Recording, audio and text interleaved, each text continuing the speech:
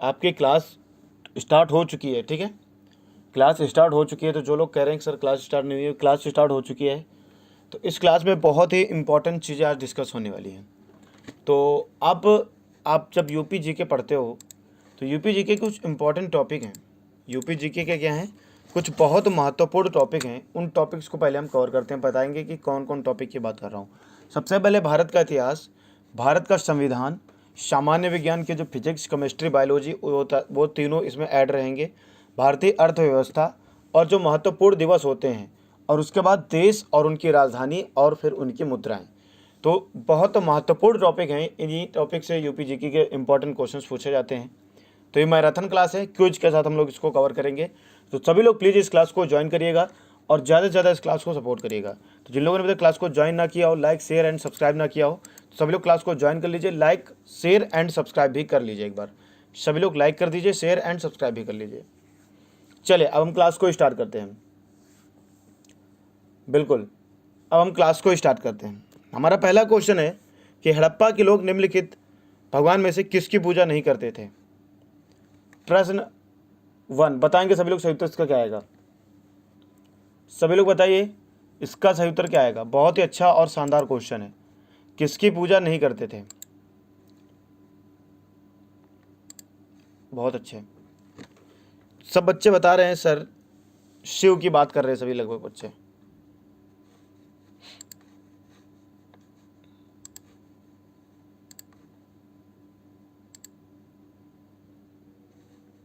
बहुत बढ़िया, सभी लोग बताने का प्रयास करिएगा। बहुत ही अच्छे और इम्पॉर्टेंट क्वेश्चन है। चलिए तो इसका सही उत्तर क्या आ जाएगा? इसका सही उत्तर आ जाएगा विष्णु। क्षेत्र 1 का क्या आएगा? बी उत्तर सही आ जाएगा। अगला प्रश्न है कि सिंधु घाटी सभ्यता है, सिंधु घाटी सभ्यता है। अभी भारत के इतिहास को पढ़ रहे हैं, अभी क्या पढ़ रहे हैं? अभी भारत के इतिहास को पढ़ रहे हैं, भारतीय इतिहास को पढ़ रहे हैं। प्रश्न नंबर 2 है कि सिंधु घाटी सभ्यता क्या है? ताम्र युगीन सभ्यता है, लौह युगीन सभ्यता है, अच्छ युगीन सभ्यता है, या फिर कांस्य युगीन सभ्यता है? कौन सी सिंधु घाटी सभ्यता? प्रश्न नंबर 2। तो प्रश्न नंबर 2 का प्रश्न नंबर 2 का सही उत्तर क्या आएगा? इसका जो सही उत्तर होगा वो आएगा कांस्य युगीन सभ्यता। जो सिंधु घाटी सभ्यता है वो कौन सी सभ्यता है? वो आपकी कांस्य युगीन सभ्यता है। कौन सी? कांस्य युगीन सभ्यता है।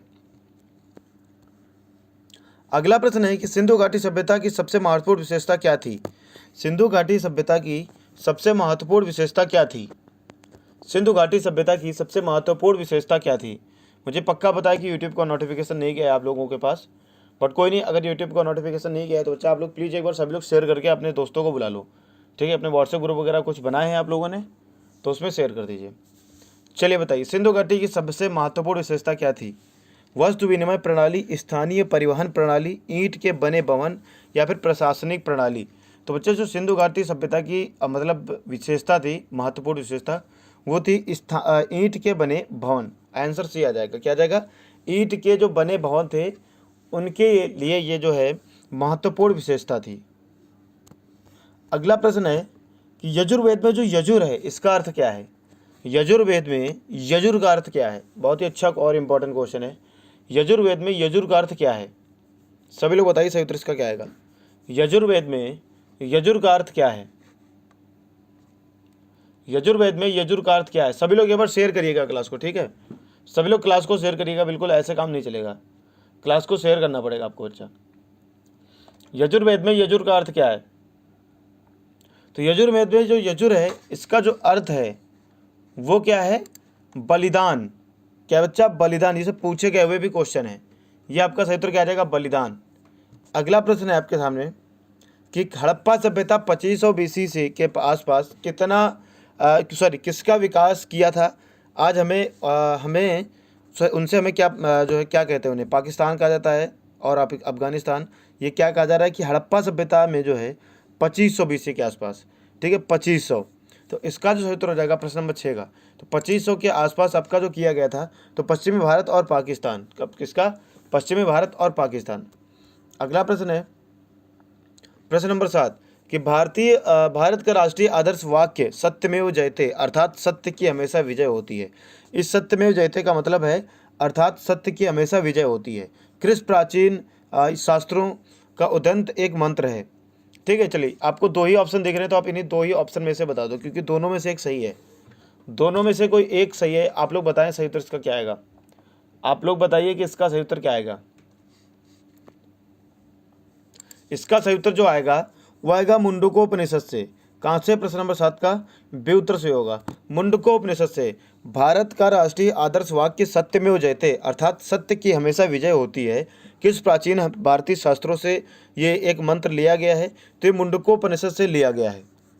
अगला प्रश्न है, निम्न में से किस वेद में बीमारियों का उपचार दिया गया है?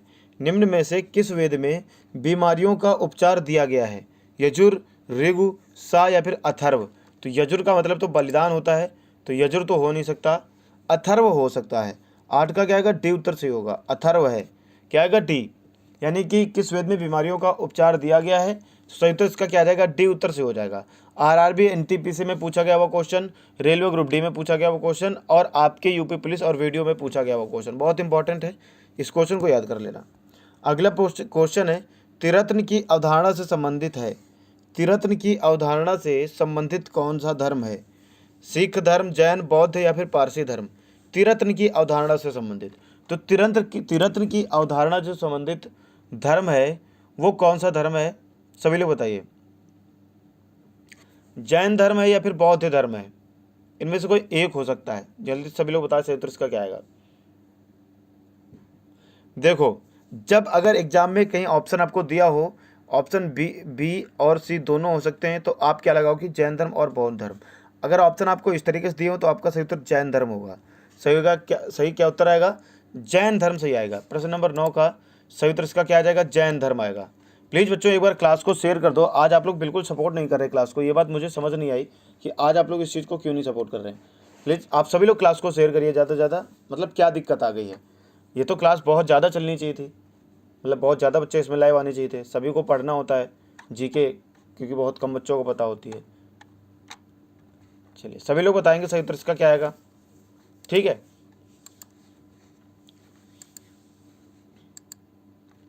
चलिए, तो इसका सही उत्तर क्या होगा? अगला प्रश्न है आपके सामने। अगला प्रश्न है कि प्राचीन काल में अवध को किस नाम से जाना जाता था? प्राचीन काल में अवध को किस नाम से जाना जाता था? तो प्राचीन काल में अवध को कौशल के नाम से जाना जाता था। किसके नाम से? प्राचीन काल में अवध को कौशल के नाम से जाना जाता था। ठीक है, ये क्वेश्चन बहुत इंपॉर्टेंट है, कई बार पूछा गया है। किसके नाम से? कौशल के नाम से जाना जाता था प्राचीन काल में। अगला प्रश्न है आपके सामने कि बौद्ध तीर्थ स्थान दांत का मंदिर जो है कहाँ पर स्थित है? मलेशिया, श्रीलंका, नेपाल या फिर चीन? ये कहाँ पर स्थित है? तो ये जो आपका स्थित है बौद्ध तीर्थ स्थान, ये आपका श्रीलंका में स्थित है। कहाँ पर? श्रीलंका में स्थित है। रेलवे, आरआरबी ग्रुप डी और एनटीपीसी में भी और यूपी पुलिस के एग्जाम में भी पूछा गया वो क्वेश्चन है। अगला प्रश्न है, निम्नलिखित में से अनुसरण किए जाने वाले धर्म एवं पवित्र पुस्तिका की कौन सी जोड़ी असंगत है? निम्नलिखित में से अनुसरण किए जाने वाले धर्म एवं पवित्र पुस्तिका की कौन सी जोड़ी असंगत है? इस्लाम कुरान, सिख धर्म गुरु ग्रंथ साहिब, जैन धर्म उपनिषद, ईसाई धर्म बाइबिल? तो बच्चा इसका जो क्षेत्र हो जाएगा वो कौन सा आपको पूछा जा रहा है कि कौन सी असंगत है, कौन सा मिलान नहीं सही है? तो जैन धर्म उपनिषद ये सही नहीं है, ये सही नहीं। बाकी इस्लाम धर्म का कुरान से बिल्कुल है, सिख धर्म गुरु ग्रंथ साहिब बिल्कुल सही है, और ईसाई धर्म बाइबल एकदम सही है, ये भी सही है। तो सही उत्तर इसका क्या आएगा? इसका जो सही उत्तर होगा सी आंसर सही आएगा, यानी कि जैन धर्म उपनिषद। अगला क्वेश्चन है, बोरोबुडुर बौद्ध मंदिर कहाँ स्थित है? बहुत अच्छा क्वेश्चन है, ये बहुत इंपॉर्टेंट भी क्वेश्चन है। चलिए बताएंगे सभी लोग सही उत्तर इसका क्या आएगा। बौद्ध मंदिर कहाँ पर स्थित है? प्लीज़ बच्चों एक बार क्लास को शेयर कर दो। ये बात बिल्कुल मतलब दिमाग में पड़ नहीं रही है कि आज बच्चों को हो क्या गया है। आप लोग लाइव क्यों नहीं आ रहे हो? सभी लोग लाइव आओ ज़्यादा से ज़्यादा बच्चा, ठीक है। शेयर भी करो, सभी लोग शेयर भी करिए और लाइव भी ज़्यादा से ज़्यादा आइए। बताइए सही उत्तर इसका क्या आएगा। बोरोबुडुर बौद्ध मंदिर कहाँ पर स्थित है? तो ये आपका इंडोनेशिया में स्थित है। कहाँ पर स्थित है? इंडोनेशिया में स्थित है। अगला है, बौद्ध संरचना धम्मेक स्तूप कहाँ पर है? बौद्ध संरचना धम्मेक स्तूप ये कहाँ पर है? बौद्ध संरचना धम्मेक स्तूप कहाँ पर है? तो ये आपका सारनाथ में है। ये कहाँ पर है? ये आपका सारनाथ में है, ठीक है। बौद्ध संरचना धम्मेक स्तूप ये कहाँ पर है? ये आपका सारनाथ में है। अगला, गौतम बुद्ध को ज्ञान कहाँ पर प्राप्त हुआ था? गौतम बुद्ध को ज्ञान कहाँ पर प्राप्त हुआ था? गौतम बुद्ध को ज्ञान कहाँ पर प्राप्त हुआ था? बहुत अच्छा क्वेश्चन है। तो ये कहाँ पर प्राप्त हुआ था? बोध गया में प्राप्त हुआ था। कहाँ पर प्राप्त हुआ था? गौतम बुद्ध को ज्ञान बोध गया में प्राप्त हुआ था। बहुत अच्छा क्वेश्चन था। अगला प्रश्न है इंपॉर्टेंट बहुत ज़्यादा, प्रश्न 16। क्या कह रहा है कि भगवान बुद्ध ने अपना पहला उपदेश दिया था, उस स्मारक का नाम जिसे seat of the Holi Buddha भी कहा जाता है, ठीक है, तो ये कहाँ पर है? धम्मेक स्तूप सारनाथ, सांची स्तूप सांची, या फिर सिंगारदान स्तूप स्वात घाटी, या फिर दो दुल चौरतेन गंगटोक? कहाँ पर है? जहाँ पर इन्होंने पहला उपदेश दिया था, और seat of the Holi Buddha भी कहा जाता है। क्या कहा जाता है? Seat of the Holi Buddha भी कहा जाता है। तो बच्चा इसका चित्र हो जाएगा धम्मेक स्तूप यानी कि सारनाथ। भगवान बुद्ध ने अपना पहला जो है उपदेश कहाँ दिया था? सारनाथ, धम्मेक स्तूप सारनाथ में दिया था, जिसे seat of the Holi Buddha भी कहा जाता है। अगला, भारत का सबसे बड़ा तथा दुनिया का सबसे बड़ा मठ तवांग मठ कहाँ स्थित है? भारत का सबसे बड़ा तथा दुनिया का भी सबसे बड़ा मठ तवांग मठ जो है ये कहाँ पर स्थित है, ये आपको बताना है। ये मठ कहाँ पर स्थित है? सभी लोग प्लीज़ बच्चा एक बार क्लास को शेयर कर दीजिएगा। बहुत गलत बात है, मुझे लगा था ये क्लास 500 प्लस जाएगी, आज तो ये बच्चा 100 भी नहीं आ रही है ना। तो प्लीज़ एक बार बच्चों सभी लोग क्लास को शेयर करिएगा, आपसे मेरा ये निवेदन है। तभी ये चीज़ें चल पाती हैं जब आप लोगों को सपोर्ट होता है, ठीक है। चलिए, तो प्रश्न नंबर 17 का सही उत्तर क्या आएगा?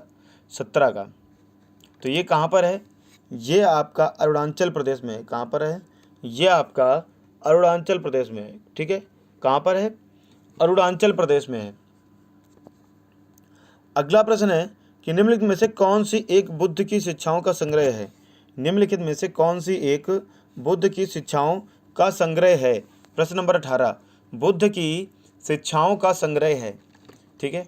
प्रश्न नंबर 18, तो इसका सही उत्तर क्या आ जाएगा? डी, त्रिपिटक। बहुत अच्छा और इम्पोर्टेंट क्वेश्चन है। 18 का क्या आ जाएगा? डी उत्तर।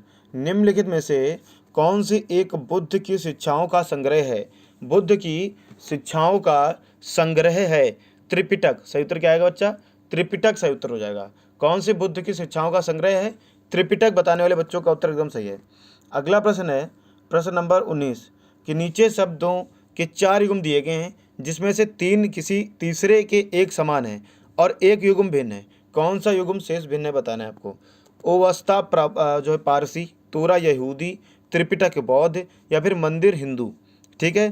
तो हिंदू जो है मंदिर को मतलब मानते हैं, बौद्ध जो है त्रिपिटक, यहूदी तोरा को, और पारसी अवोस्ता को। तो बच्चा इसका सही उत्तर क्या आ जाएगा? जो कि एक जो है सम्मिलित नहीं है, एक क्या है बच्चा? भिन्न है, अलग है। तो सही उत्तर क्या आ जाएगा?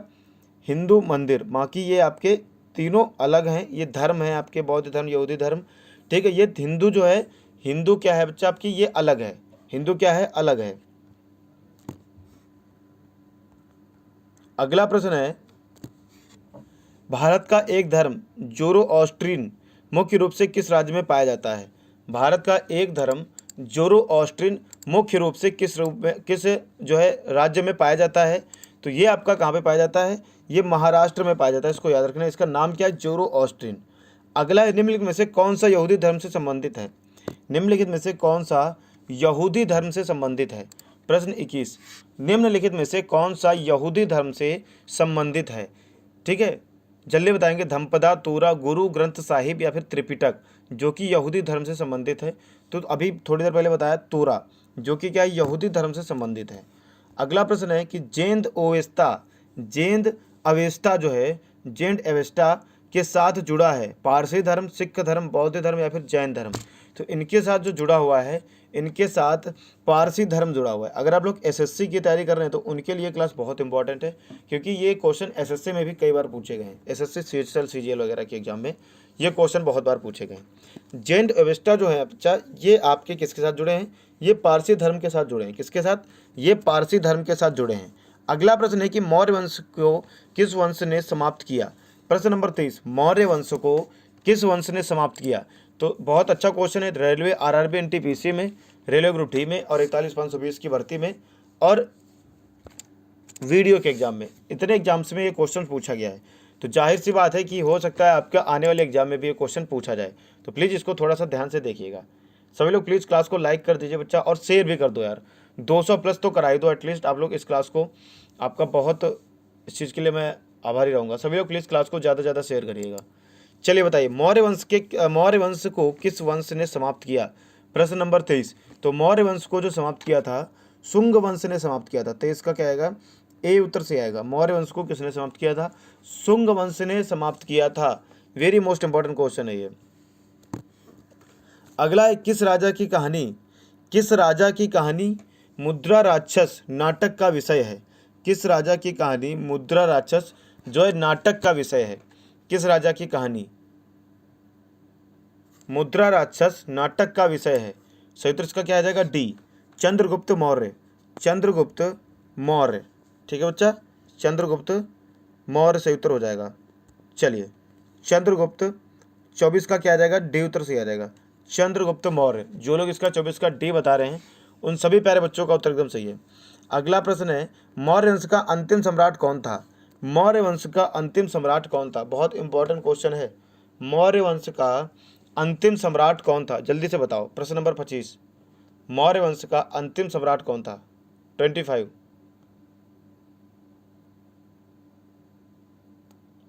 मौर्य वंश का अंतिम सम्राट कौन था? चंद्रगुप्त, अशोक, वृहद्रथ या फिर शतधन्वन?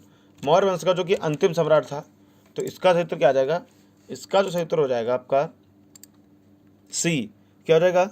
वृहद्रथ, जो कि मौर्य वंश के अंतिम सम्राट थे। ठीक है, क्या आ जाएगा? सी। अगला प्रश्न है कि सम्राट अशोक किसके उत्तराधिकारी थे? सम्राट अशोक किसके उत्तराधिकारी थे? सम्राट अशोक किसके उत्तराधिकारी थे? बहुत अच्छा क्वेश्चन है। तो सम्राट अशोक जो थे आपके बिंदुसार के उत्तराधिकारी थे। 26 का क्या आएगा? बी उत्तर से आएगा। सम्राट अशोक किसके उत्तराधिकारी थे? सम्राट अशोक बिंदुसार के उत्तराधिकारी थे। किसके बच्चा? बिंदुसार के उत्तराधिकारी थे। अगला प्रश्न है, चाणक्य का एक अन्य नाम क्या था? चाणक्य का एक अन्य नाम क्या था? बहुत अच्छा क्वेश्चन है। चाणक्य का एक अन्य नाम क्या था? प्रश्न 27, चाणक्य का एक अन्य नाम क्या था?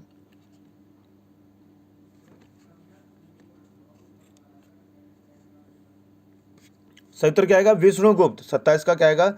बी उत्तर से आएगा। चाणक्य का जो एक अन्य नाम था वो था आपका विष्णुगुप्त। अगला प्रश्न है, महान सम्राट अशोक किस वंश के थे?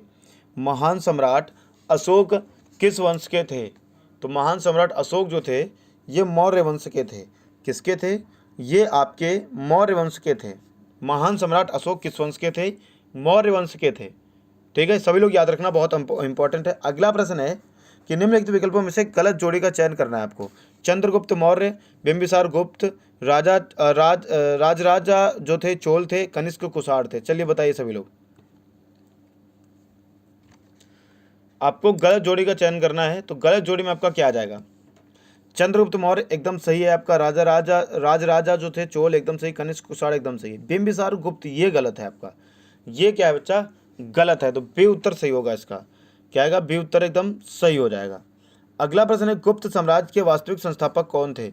गुप्त साम्राज्य के वास्तविक संस्थापक कौन थे? बहुत अच्छा क्वेश्चन है बच्चा, ये वाला बहुत अच्छा क्वेश्चन है कि गुप्त साम्राज्य के वास्तविक संस्थापक कौन थे। बाबू सभी लोग एक बार प्लीज़ क्लास को शेयर कर दो। आप लोगों से रिक्वेस्ट है, अपने जितने भी व्हाट्सएप ग्रुप वगैरह सब बनाए हो आप लोगों ने, सभी लोग शेयर कर दीजिएगा क्लास को। ठीक है, चलिए, गुप्त साम्राज्य के वास्तविक संस्थापक कौन थे?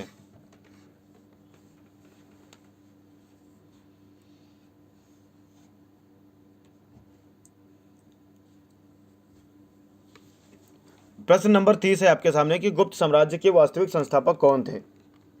प्रश्न नंबर 30, बहुत बढ़िया। जो लोग इसका प्रश्न नंबर 30 का आंसर श्री गुप्त बता रहे हैं उन सभी प्यारे बच्चों का सही आंसर है।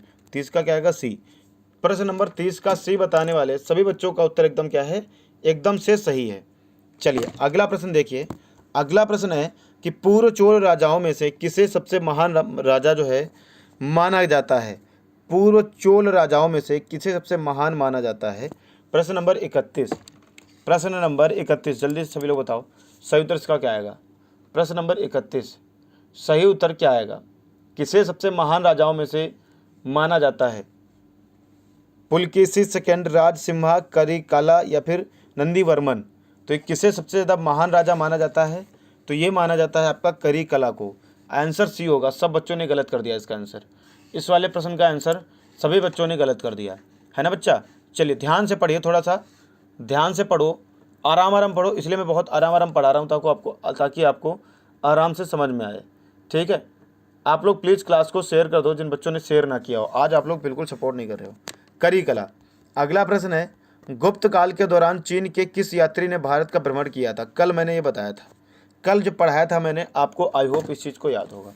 गुप्त काल के दौरान चीन के किस यात्री ने भारत का भ्रमण किया था? ठीक है, और ये आपको काल भी याद रखना है, कौन सा काल था वो। तो बच्चा काल कौन सा था ये भी आपको याद रखना है। कल मैंने बताया भी था कि गुप्त काल के दौरान किस चीनी यात्री ने भारत का भ्रमण किया था, और ये पहला चीनी यात्री था फहियान। 32 का क्या आएगा? बी उत्तर से आएगा बच्चा। 32 का क्या आएगा? बी उत्तर से आएगा। बी क्या आएगा? एकदम सही उत्तर। चलिए बच्चा, अगला प्रश्न है फहियान। बी क्या होगा? एकदम सही उत्तर होगा फहियान। अगला है, किस चालुक्य राजा ने कनौज के राजा हर्ष को पराजित किया था? चलिए बताइए, सभी लोग बताएंगे सही उत्तर इसका क्या आएगा। सभी लोग बताइए सही उत्तर इसका क्या आएगा। किस चाणक्य राजा ने कन्नौज के राजा हर्ष को पराजित किया था? किस चाणक्य राजा ने कन्नौज के राजा हर्ष को पराजित किया था? बहुत ही अच्छा क्वेश्चन है ये वाला। तो ये किया था पुलकेशिन सेकंड ने। पुलकेशिन सेकंड ने किया था। ठीक है बच्चा, किसने किया था? पुलकेशिन सेकंड ने। पुलकेशिन सेकंड ने किया था। ठीक है बच्चा, पुलकेशिन द्वितीय ने किया था। इस चीज़ को थोड़ा आप याद रखना, जरूर पूछा जाएगा। क्या है? जरूर पूछा जाएगा कि किस चाणक्य राजा ने कन्नौज के राजा हर्ष को पराजित किया था। अगला प्रश्न है कि पल्लव वंश के कौन से राजा संस्कृत नाटक भी लिखा करते थे? पल्लव वंश के कौन से राजा थे? तो आपको पल्लव वंश के राजा के बारे में बताना है। तो पल्लव वंश के राजा के हिसाब से महेंद्र वर्मन जो थे ये पल्लव वंश के राजा थे, और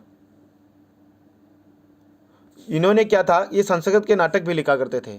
महेंद्र वर्मन, क्या नाम है बच्चा इनका? महेंद्र वर्मन। बाबू आप सभी लोग प्लीज़ एक बार क्लास को शेयर कर दो, बहुत ही कम बच्चे जुड़े हो, एकदम मन नहीं लग रहा पढ़ाने में। बच्चा 200 तो आप लोग कर ही लो, प्लीज़ एक बार शेयर कर दो क्लास को, तभी आगे तक ये क्लास बढ़ेगी। ठीक है बच्चा, प्लीज़ एक बार शेयर कर दो। चलिए पल्लव वंश हो गया। अगला प्रश्न है, चोल राजवंश के अंतिम शासक कौन थे? चोल राजवंश के अंतिम शासक कौन थे? प्रश्न नंबर 35। बहुत ही अच्छा क्वेश्चन है। चोल राजवंश के अंतिम शासक कौन थे? प्रश्न 35, चोल राजवंश के अंतिम शासक कौन थे?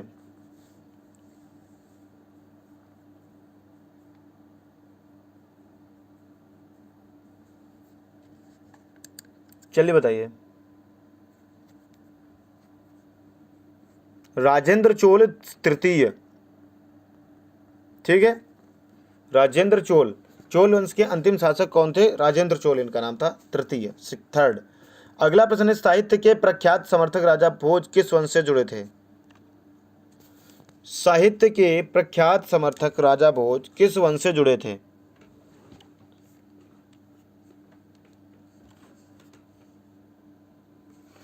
जल्दी बताइए। प्रश्न नंबर 36।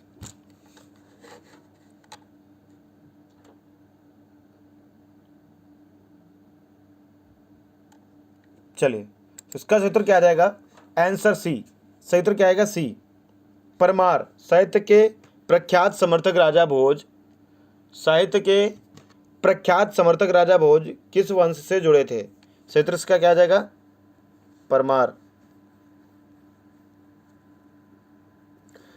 कौन से चोल राजा ने मालदीव के द्वीपों पर दरियाई विजय पाई थी?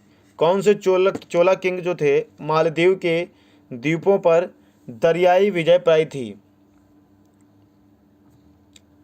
जल्दी बताएंगे सभी लोग। प्रश्न नंबर 37। प्रश्न नंबर 37, बिल्कुल,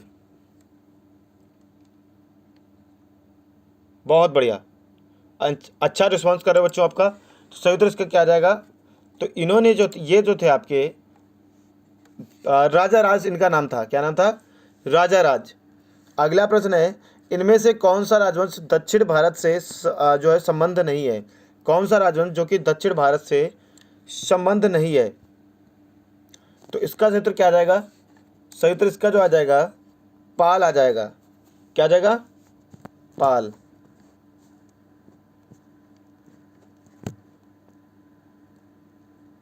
अगला प्रश्न, अगला प्रश्न, किस भारतीय राजा ने पूर्व एशिया के कुछ हिस्सों को जीतने के लिए नौसैनिक शक्ति का इस्तेमाल किया था? किस भारतीय राजा ने पूर्व एशिया के कुछ हिस्सों के को जीतने के लिए नौसैनिक शक्ति का इस्तेमाल किया था? तो क्वेश्चन 39 का सही क्या आ जाएगा? राजेंद्र चोल इनका नाम था। क्या नाम था? राजेंद्र चोल। और राजेंद्र चोल तृतीय जो थे चोल वंश के राजाओं का जो है मतलब आखिरी राजा थे। अगला प्रश्न है, प्रारंभिक चेर वंशीय, ठीक है, प्रारंभिक चेर वंशीय राजाओं ने किन राजाओं पर शासन किया? जल्दी बताएंगे। चेरा डायनेसिटी जो है राजाओं ने किन राजाओं पर शासन किया था? तो इन्होंने किस पर शासन किया था? इन्होंने तमिलनाडु और केरल पर शासन किया था। किन राज्यों पर शासन किया था? तमिलनाडु और केरल पर शासन किया था। ठीक है। अगला प्रश्न है आपके सामने, तिरुकुरल नामक प्रसिद्ध ग्रंथ के संकलनकर्ता कौन है? बहुत बढ़िया। प्रश्न नंबर 41, तिरुकुरल नामक प्रसिद्ध ग्रंथ के संकलनकर्ता कौन है? प्रश्न नंबर 41, जल्दी बताएंगे सभी लोग, सही उत्तर इसका क्या आएगा? प्रश्न नंबर 41। तो प्रश्न नंबर 41 का सही उत्तर हो जाएगा, वो हो जाएगा तिरुवल्लुवर। ठीक है, तिरुवल्लुवर, इनका नाम क्या आ जाएगा? तिरुवल्लुवर। चलिए, सही उत्तर इसका क्या हो जाएगा?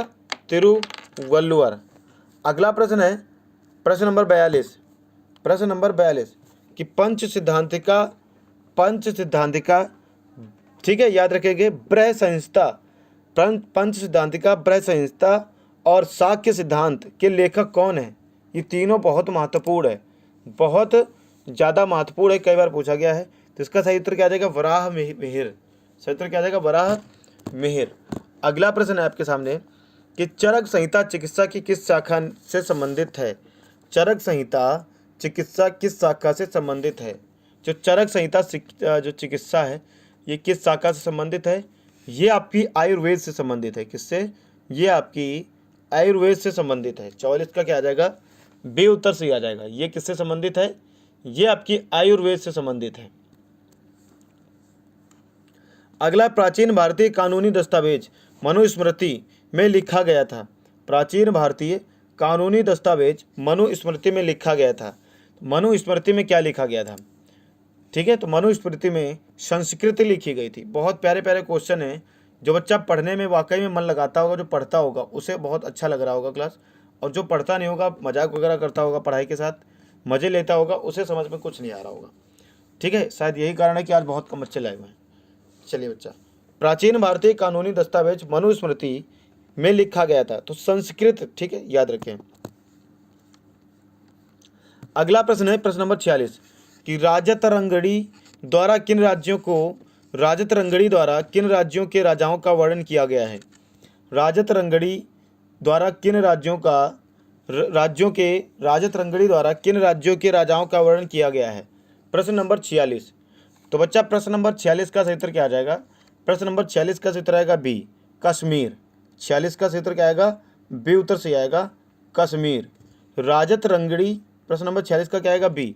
राजत रंगड़ी द्वारा किन राज्यों के राजाओं का वर्णन किया गया है? तो 46 का सही उत्तर क्या आ जाएगा? बी उत्तर से आ जाएगा, कश्मीर। अब फिर अगला प्रश्न है कि पंचतंत्र दंत कथाएं किसके द्वारा रचित मानी जाती हैं? पंचतंत्र दंत कथाएं किसके द्वारा रचित मानी जाती हैं? पंचतंत्र दंत कथाएं ये किसके द्वारा रचित मानी जाती हैं, ये आपसे पूछा जा रहा है। सभी लोग बताइए। चलिए, तो ये किसके द्वारा रचित मानी जाती हैं? ये मानी जाती हैं विष्णु शर्मा जी के द्वारा रचित मानी जाती हैं। किसके? विष्णु शर्मा जी के द्वारा। अगला प्रश्न है कि निम्नलिखित में से कौन सा साहित्य संस्कृत में नहीं लिखा गया है? निम्नलिखित में से कौन सा साहित्य संस्कृत में नहीं लिखा गया है? प्रश्न नंबर 48। प्रश्न नंबर 48। तो प्रश्न नंबर 48 का सही उत्तर क्या आ जाएगा?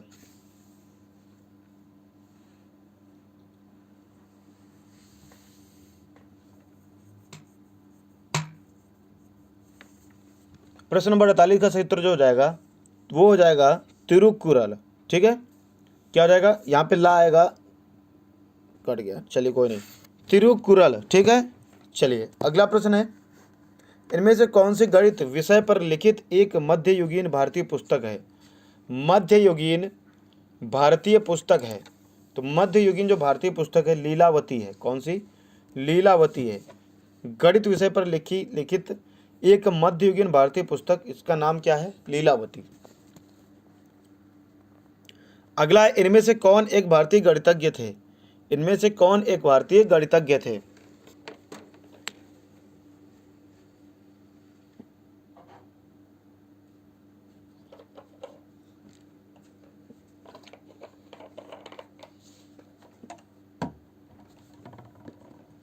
कौन एक भारतीय गणितज्ञ थे? प्रश्न 50। तो ये कौन थे? इसका सही उत्तर क्या रहेगा? भास्कर। सही उत्तर क्या रहेगा? सी। अगला प्रश्न है, निम्नलिखित मंदिरों में से किसे यूरोपीय नाविकों द्वारा ब्लैक पोगैडा भी कहा जाता था? ये क्वेश्चन भी मैं पहले पढ़ा चुका हूँ, सेम क्वेश्चन और सेम ऑप्शन के साथ, बहुत इंपॉर्टेंट है, पूछा जा सकता है। निम्नलिखित मंदिरों में से किसे यूरोपीय नाविकों द्वारा ब्लैक पोगैडा भी कहा जाता था? तो ये आपका कोणार्क मंदिर कहा जाता था। किसे? कोणार्क मंदिर। ठीक है, ऑप्शन नंबर 51 का, क्वेश्चन नंबर 51 का क्या आएगा? ए, ऑप्शन नंबर ए उत्तर से हो जाएगा।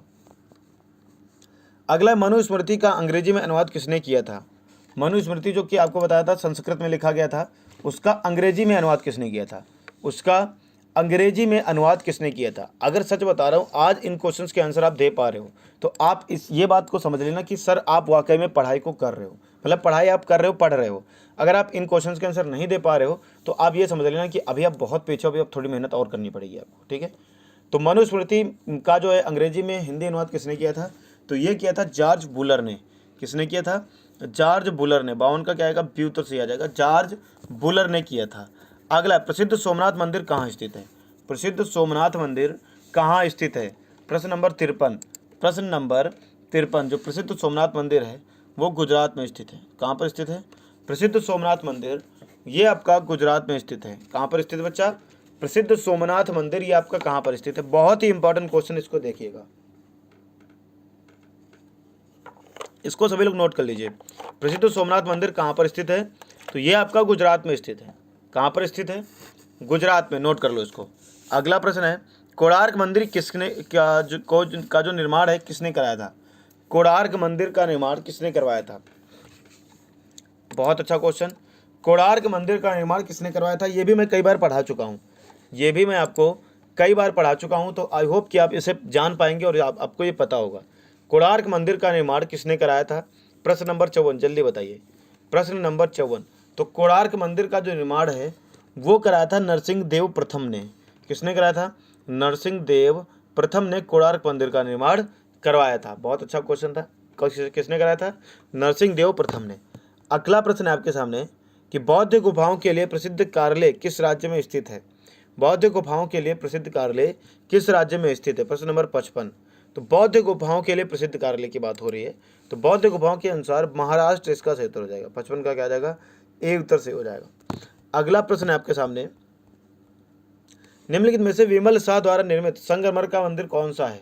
विमल शाह द्वारा निर्मित जो कि संगमरमर का मंदिर बनाया गया था, ये बनाया गया था दिलवाड़ा मंदिर। कौन सा? दिलवाड़ा मंदिर। बहुत इंपॉर्टेंट क्वेश्चन है। ये कौन सा बनाया गया था? ये बनाया गया था दिलवाड़ा मंदिर। चलिए अगला प्रश्न देखिए, प्रश्न नंबर 57। मध्य प्रदेश यानी एमपी में स्थित वैश्विक विरासत स्थल भीमबेटका प्रसिद्ध है। एमपी में स्थित वैश्विक विरासत स्थल भीमबेटका प्रसिद्ध है। तो भीमबेटका जो है ये किसके लिए प्रसिद्ध है? तो भीमबेटका जो है आपका ये प्रसिद्ध है पाषाण आश्रय रॉक शेल्टर के लिए। किसके? पाषाण आश्रय रॉक शेल्टर के लिए। अगला, खजुराहो के स्मारक कहाँ पाए जाते हैं? खजुराहो के स्मारक कहाँ पाए जाते हैं? बहुत अच्छा क्वेश्चन है। खजुराहो के स्मारक कहाँ पर पाए जाते हैं? जल्दी बताएंगे सभी लोग। खजुराहो के स्मारक कहाँ पाए जाते हैं?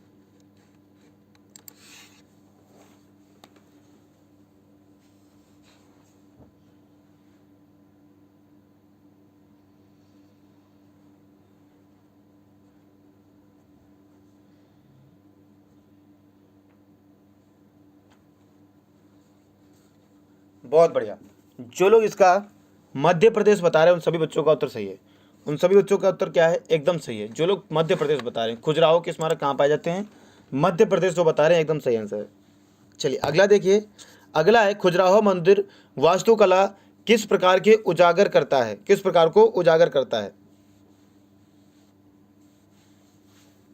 खजुराहो मंदिर वास्तुकला के किस प्रकार को उजागर करता है? प्रश्न नंबर 59, तो ये जो उजागर करता है ये नागर शैली को उजागर करता है। किस शैली को? ये नागर शैली को उजागर करता है। अगला, भीमबेटका गुफाएं कहाँ स्थित है? भीमबेटका गुफाएं कहाँ पर स्थित है? प्रश्न नंबर 61, बहुत प्यारा क्वेश्चन है, बताएंगे। भीमबेटका गुफाएं कहाँ पर स्थित हैं? प्रश्न नंबर 61, तो ये कहाँ पर स्थित है? सभी लोग बताइए, ये कहाँ पर स्थित है? तो ये आपकी मध्य प्रदेश में स्थित है। कहाँ पर स्थित है? ये आपकी मध्य प्रदेश में स्थित है भीमबेटका गुफाएं। अगला प्रश्न है, मीनाक्षी मंदिर कहाँ स्थित है? मीनाक्षी मंदिर कहाँ पर स्थित है? प्रश्न नंबर 63, बहुत इंपॉर्टेंट क्वेश्चन है, इसको प्यार से पढ़िएगा। ये पूछा जा सकता है कि मीनाक्षी मंदिर कहाँ पर स्थित है। प्रश्न नंबर 63,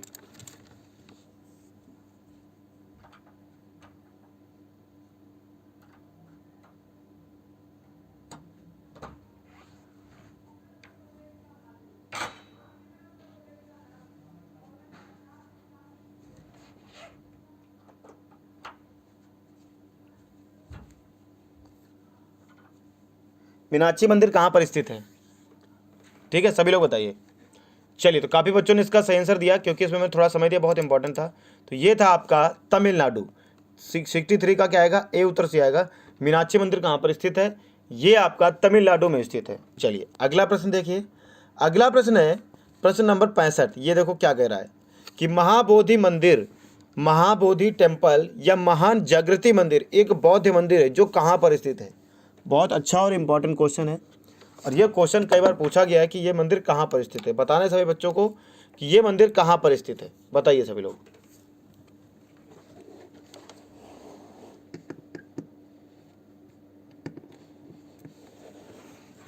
सभी लोग बताइए कि ये मंदिर कहाँ पर स्थित है। ये मंदिर कहाँ पर स्थित है? 65। तो ये जो मंदिर स्थित है आपका, ये आपका बिहार में स्थित है। कहाँ पर स्थित है? ये मंदिर आपका बिहार में स्थित है। ठीक है बच्चा, कहाँ पर स्थित है? बिहार में स्थित है। अगला प्रश्न है आपके सामने, प्रश्न नंबर 66 कि महाराष्ट्र के औरंगाबाद जिले में अजंता की गुफाएं जिनमें लगभग 30 चट्टानों को काटकर एक बौद्ध गुफाएं बनाई गई थी। बहुत प्यारा क्वेश्चन है, ये बहुत अच्छा क्वेश्चन है। महाराष्ट्र के औरंगाबाद जिले में अजंता की गुफाएं जिनमें लगभग 30 चट्टानों को काटकर बौद्ध गुफाएं बनाई गई थी, वह कितनी प्राचीन थी? 80 जो 8वीं सदी ईसा पूर्व, दूसरी जो है सेकेंडवी सदी ईसा पूर्व, 6वीं सदी या फिर 7वीं सदी? तो प्रश्न नंबर 66 का क्या आएगा सही उत्तर? बहुत अच्छा क्वेश्चन है। तो प्रश्न नंबर 66 का जो सही उत्तर बच्चा आएगा वो क्या आएगा? तो प्रश्न नंबर 66 का सही उत्तर आएगा वो सेकेंडवी सदी ईसा पूर्व में। ठीक है, 30 चट्टानों को काटकर बौद्ध गुफाएं बनाई गई थी। बहुत इंपॉर्टेंट है। अगला प्रश्न है कि निम्नलिखित में से किस राजा ने गंगईकोंडा चोलापुरम मंदिर का निर्माण किया था? क्या किसका? गंगईकोंडा चोलापुरम मंदिर का निर्माण किया था। किस राजा ने किया था? तो इसको किसने किया था? जल्दी सभी बच्चे बताइए। तो इसका निर्माण जो किया था राजेंद्र चोला प्रथम ने किया था। राजेंद्र चोल प्रथम ने किया था। ठीक है, चलिए अगला प्रश्न है कि बौद्ध गुफाओं में सबसे अच्छी और संरक्षित गुफा कारले है जो निम्न में से कौन से राज्य में है? इसका नाम क्या है बच्चा? कारले। बौद्ध गुफाओं में सबसे अच्छी और संरक्षित गुफा है। तो एग्जाम में पूछा जा सकता है कि सबसे अच्छी और संरक्षित गुफा कौन है, तो उसका नाम तो कारले है। और ये है कहाँ पर, ये भी देख लो आप। तो ये है कहाँ पर, ये बच्चा आप लोग सभी लोग देख लो कौन से राज्य में ये स्थित है। तो ये कहाँ पर स्थित है सभी लोग बताइए। प्लीज़ एक बार क्लास को आप सभी प्यारे बच्चे शेयर जरूर करिएगा। ठीक है बच्चा, शेयर करिए, और चैनल से अगर आप लोग पहली बार जुड़े तो चैनल को सब्सक्राइब भी करिएगा। तो प्रश्न नंबर 70 का सही उत्तर क्या आएगा? ये आपकी कहाँ पर है? ये आपके महाराष्ट्र में स्थित है। 70 का क्या आएगा? सी उत्तर से आएगा। ये आपकी कहाँ पर है? ये आपकी महाराष्ट्र में स्थित है। अगला प्रश्न है कि निम्नलिखित में से कौन सी गुफाओं की खुदाई राजा खारवेल द्वारा की गई थी? निम्नलिखित में से कौन सी गुफाओं की खुदाई राजा खारवेल द्वारा की गई थी? प्रश्न नंबर 72 कौन सी गुफाओं की जो है खुदाई राजा खारवेल के द्वारा की गई थी? तो खंडगिरी गुफाओं की जो है खुदाई राजा खारवेल के द्वारा की गई थी। किसके द्वारा? राजा खारवेल के द्वारा की गई थी। अगला प्रश्न है कि अजंता एवं एलोरा की गुफाएं किस राज्य में स्थित हैं? अजंता एवं एलोरा की गुफाएं किस राज्य में स्थित हैं? सभी लोग बताइए।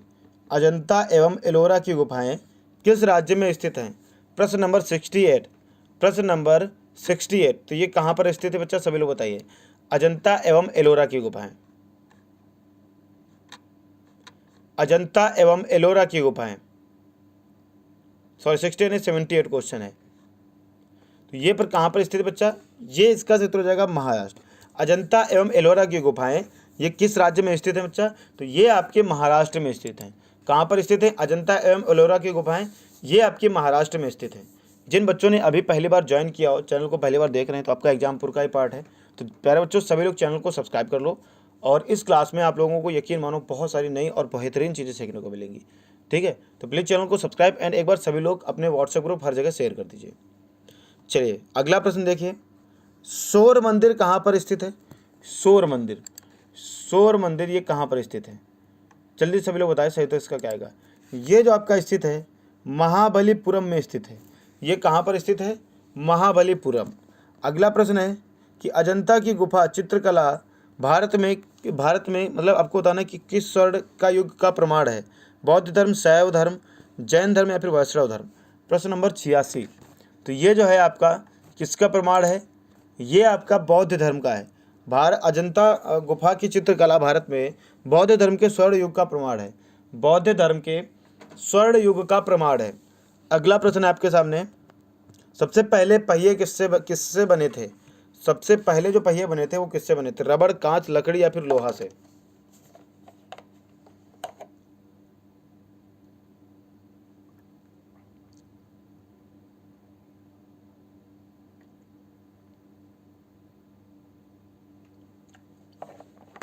प्रश्न नंबर 89। प्रश्न नंबर 89, तो ये क्या हो जाएगा, ये लकड़ी के बने थे। किससे बने थे, सबसे पहले लकड़ी के बने थे। अगला प्रश्न है कि कामरूप का प्राचीन साम्राज्य किस राज्य में मौजूद था। कामरूप का प्राचीन साम्राज्य किस राज्य में मौजूद था, तो सही उत्तर क्या आ जाएगा, असम। चलिए अगला प्रश्न है कि दास वंश की स्थापना किसके द्वारा की गई थी। दास वंश की स्थापना किसके द्वारा की गई थी। प्रश्न नंबर 93। बहुत बढ़िया, बहुत अच्छा आंसर कर रहे हो बच्चे आप लोग। एक बच्चे का नाम है डॉक्टर कोरोना रोग के विशेषज्ञ।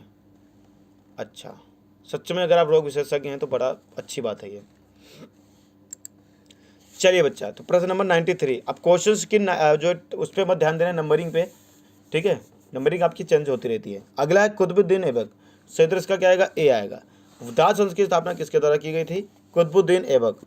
प्रश्न नंबर आपके सामने है 96 कि दिल्ली सल्तनत की एकमात्र महिला शासक कौन थी। दिल्ली सल्तनत की एकमात्र महिला शासक कौन थी।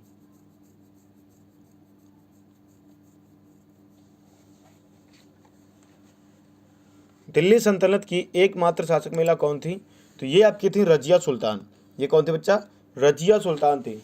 ठीक है, इस चीज़ को याद रखना है, रजिया सुल्तान। अगला प्रश्न आपके सामने बहुत इंपॉर्टेंट कि अढ़ाई दिन का झोपड़ा कहाँ स्थित है। अढ़ाई दिन का झोपड़ा कहाँ पर स्थित है। प्रश्न नंबर 97। अढ़ाई दिन का झोपड़ा कहाँ स्थित है,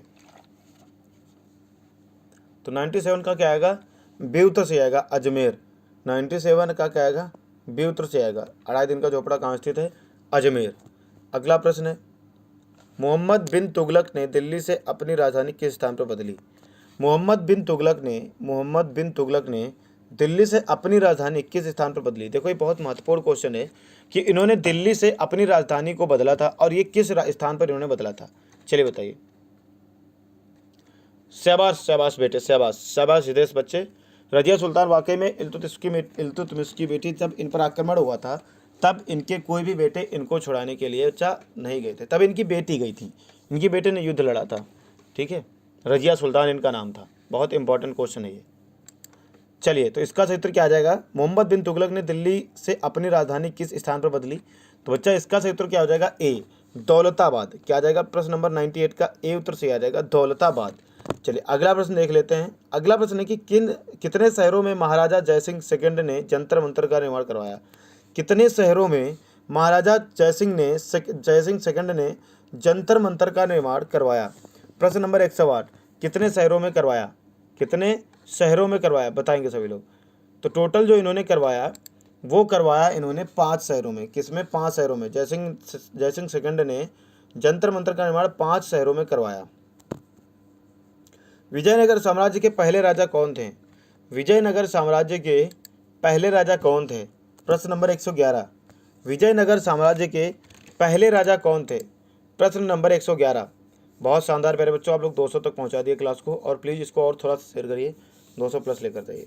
विजयनगर साम्राज्य के पहले राजा कौन थे? प्रश्न नंबर 111, जल्दी से बताओ। विजयनगर साम्राज्य के पहले राजा कौन थे? तो ये थे आपके हरिहर प्रथम। विजयनगर साम्राज्य के पहले राजा हरिहर प्रथम थे। फिर अगला प्रश्न है कि अंतिम मुगल सम्राट कौन था? अंतिम मुगल सम्राट कौन था? प्रश्न नंबर 113। अंतिम मुगल सम्राट कौन था? प्रश्न नंबर 113। अंतिम मुगल सम्राट कौन था बच्चा? प्रश्न नंबर 113। तो इसका सही उत्तर क्या आ जाएगा? डी उत्तर सी आ जाएगा, बहादुर शाह। 113 का क्या आ जाएगा? डी उत्तर सी आ जाएगा, बहादुर शाह। क्योंकि अंतिम मुगल सम्राट कौन था? बहादुर शाह था। ठीक है, अंतिम मुगल सम्राट कौन था? बहादुर शाह। अगला प्रश्न कि भारत की संविधान सभा का गठन किस योजना के आधार पर हुआ? अब बच्चा ये आपके संविधान को लेकर क्वेश्चन थे कुछ, मतलब आपका नेक्स्ट टॉपिक जो है ये है आपका संविधान। ये क्या है बच्चा? संविधान। और संविधान को लेकर आपको क्वेश्चन जरूर पूछे जाते हैं। क्वेश्चन पूछे जाए ना पूछे जाएँ, आपको संविधान के बारे में नॉर्मली नॉलेज तो होनी चाहिए, इसका कब हुआ कब नहीं हुआ सारी चीज़ें। तो आपको बताना है कि भारत की संविधान सभा का गठन किस योजना के आधार पर हुआ? तो ये योजना थी कैबिनेट मिशन योजना। ये योजना कौन सी थी? कैबिनेट मिशन योजना। डी उत्तर एकदम सही हो जाएगा। संविधान का प्रश्न 1 का उत्तर क्या आ जाएगा? डी। अगला है प्रश्न 2। प्रश्न नंबर 2 कि संविधान सभा का प्रथम अधिवेशन कब प्रारंभ हुआ? प्रश्न नंबर 2, संविधान सभा का प्रथम अधिवेशन कब प्रारंभ हुआ? बहुत अच्छा क्वेश्चन है बच्चा, प्यारे बच्चों, बहुत अच्छा क्वेश्चन है, इसको आप लोग हल्के मत लेना। संविधान सभा का प्रथम अधिवेशन कब प्रारंभ हुआ? बहुत अच्छा क्वेश्चन है, सभी लोग बताइए। कैबिनेट मिशन बताने वाले सभी बच्चों का उत्तर एकदम सही था, जो लोग कैबिनेट मिशन बता रहे थे। बच्चा एक बार आप सभी लोग प्लीज़ क्लास को शेयर कर दीजिए और क्लास में बने रहिएगा, छोड़िए ना क्लास को, ठीक है, तभी आपका सिलेक्शन हो पाएगा। संविधान सभा का प्रथम अधिवेशन, तो प्रश्न, हाँ, इसका प्रश्न नंबर 2 का सही उत्तर क्या आ जाएगा? संविधान सभा का प्रथम अधिवेशन ये किया गया आपका 9 दिसंबर 1946 को। 9 दिसंबर 1946 को। 2 का क्या आएगा? सी उत्तर से आ जाएगा, 9 दिसंबर 1946 को बच्चा, ठीक है, सी उत्तर से होगा। अगला प्रश्न है बाबू, बहुत इंपॉर्टेंट क्वेश्चन था वो वाला।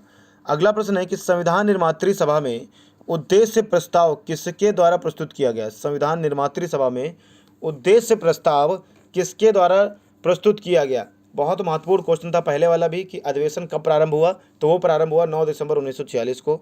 अब है आपके सामने कि संविधान निर्मात्री सभा में उद्देश्य प्रस्ताव किसके द्वारा प्रस्तुत किया गया। अब आपके सामने प्रश्न नंबर 3 है संविधान का।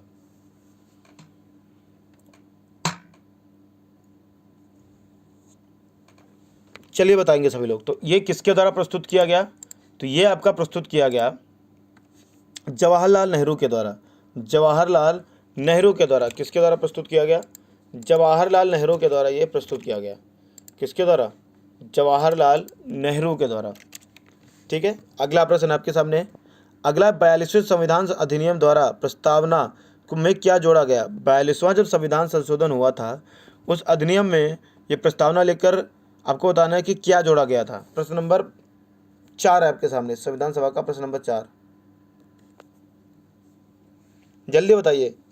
42वां संविधान संशोधन, ये क्वेश्चन कई बार पूछा गया है और आपके जो IAS PCS लेवल के एग्जाम होते हैं या आपके फिर इंटरव्यू टाइप के होते हैं उनमें भी पूछा जाता है कि 42वें संविधान संशोधन में आपका अधिनियम हुआ था उसमें क्या बदलाव हुए थे।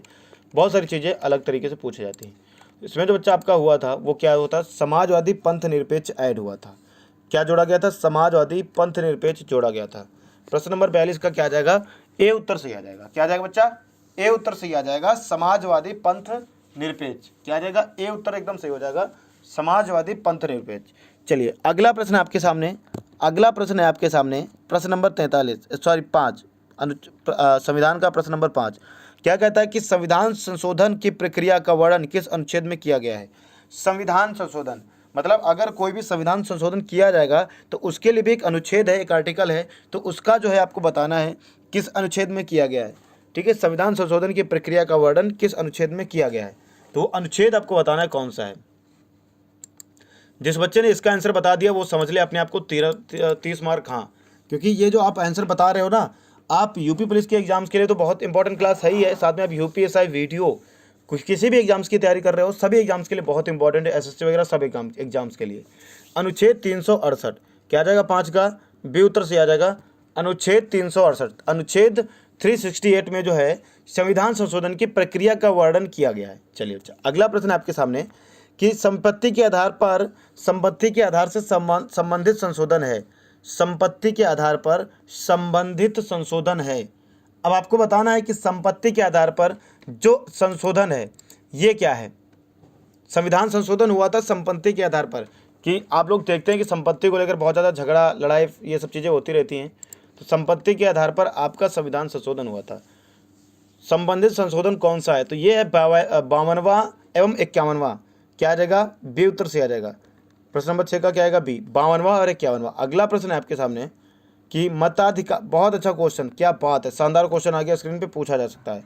प्रश्न नंबर 7, मताधिकार की आयु 21 वर्ष से घटाकर 18 वर्ष कर दी गई, किन संशोधन के द्वारा किया गया। ये कौन सा संशोधन किया गया जिसमें मताधिकार यानी कि पहले वोट डालने की जो आयु थी बच्चा वो थी आपकी 21 साल, फिर बाद में क्या किया गया, वोट डालने की आयु को 18 साल कर दिया गया। ये सोचा गया कि 18 साल में व्यक्ति अपने आप को समझ सकता है, सोच सकता है, अपने निर्णय ले सकता है और अपने निर्णय वो उचित निर्णय ले सकता है कि उसे किसे वोट देना है किसे नहीं। 21 साल बहुत ज़्यादा हो रहा था, इसलिए कौन सा संशोधन को करके इसको 18 किया गया बच्चा, तो 61वां संविधान संशोधन हुआ। कौन सा 61वां हुआ, 7 का ए उत्तर से आएगा। 61वां संशोधन हुआ, कौन सा हुआ बच्चा 61वां संशोधन हुआ और उसमें 21 से घटाकर 18 कर दी गई। अगला याद रखना बहुत इंपॉर्टेंट था। अगला क्वेश्चन है सर्वोच्च न्यायालय के, प्रश्न नंबर 9, सर्वोच्च न्यायालय के किस निर्णय ने भारतीय संविधान के स्वरूप सर्वाधिक प्रभावित किया है। सर्वोच्च न्यायालय के किस निर्णय ने भारतीय संविधान को के स्वरूप को जो है सर्वाधिक प्रभावित किया है, तो ये आपका जो हो जाएगा बच्चा बहुत महत्वपूर्ण है, केशवानंद भारती बनाम केरल राज्य, इसमें जो है सबसे ज़्यादा प्रभावित हुआ था। 9 का क्या आएगा सी, केशवानंद भारती बनाम केरल राज्य। अगला प्रश्न है निम्न में से कौन सा मौलिक अधिकार नहीं है, निम्न में से कौन सा मौलिक अधिकार नहीं है। प्रश्न नंबर 10 संविधान संशोधन का प्रश्न नंबर 10, निम्नलिखित में से कौन सा मौलिक अधिकार नहीं है। सभी लोग बताएंगे बच्चा कौन सा मौलिक अधिकार नहीं। बाबू प्लीज़ आप सभी प्यारे बच्चे मिलकर एक बार क्लास को शेयर कर दो। सच बता रहा हूँ, आप लोग बस थोड़ी सी मेहनत और थोड़ी सी हिम्मत बनाए रखो, आपका सिलेक्शन जरूर होगा और अपना सपोर्ट जरूर रखो ताकि आपकी क्लासेस भी लगातार चलती रहें। चलिए प्रश्न नंबर 10 का भी आंसर आपको बताना है। प्लीज़ एक बार सभी लोग अपने ग्रुप में हर जगह शेयर कर दो, ठीक है बच्चा। 300 प्लस आज इस क्लास को लेकर जाना है बच्चा, आप लोग इस चीज़ को थोड़ा समझिए। चलिए तो क्या आ जाएगा, निम्न में से कौन सा मौलिक अधिकार नहीं है, तो बच्चा नहीं जो है वो ना संपत्ति का अधिकार एक मौलिक अधिकार नहीं है। ये मैं पहले भी पढ़ा चुका हूँ, आई होप कि आपको याद होगा, कि मैं पहले पढ़ा चुका हूँ कि संपत्ति का अधिकार एक मौलिक अधिकार नहीं है। अगला 1925 में अधिकारों की घोषणा किस रूप में की गई। 1925 में अधिकारों की घोषणा किस रूप में की गई, ठीक है। तो अधिकारों की जो घोषणा की गई वो की गई the Commonwealth of India bill, किसके हिसाब से की गई, the Commonwealth of India bill. बताओ इसको, थोड़ा क्वेश्चन को समझो फिर बताओ कोई अगर डाउट है इसमें, तो कुछ अगर कोई दिक्कत लगती है तो आप लोग कमेंट करके जरूर पूछा करें। राइट टू प्रॉपर्टी, बहुत बढ़िया शानदार प्यारे बच्चे, राइट टू प्रॉपर्टी, पिछले वाले का आंसर सही था, राइट टू प्रॉपर्टी यानी कि संपत्ति का अधिकार प्यारे बच्चों। चलिए अगला है कि 1925 में अधिकारों की घोषणा किस रूप में की गई, तो the Commonwealth of India bill, the Commonwealth of India bill. अगला है संविधान के किस संशोधन द्वारा मूल कर्तव्यों को जोड़ा गया।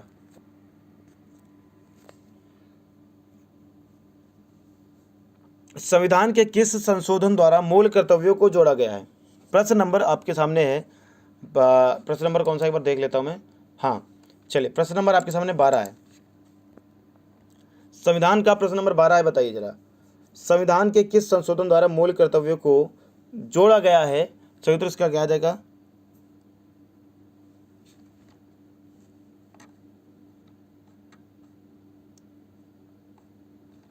जल्दी से सभी लोग बताएं सही उत्तर इसका क्या आएगा।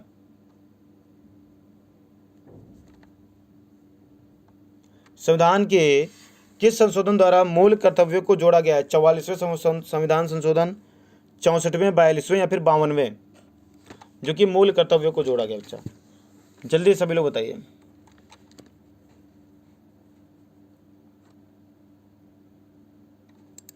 सही उत्तर क्या आ जाएगा इसका? 42वें संविधान संशोधन द्वारा बच्चा।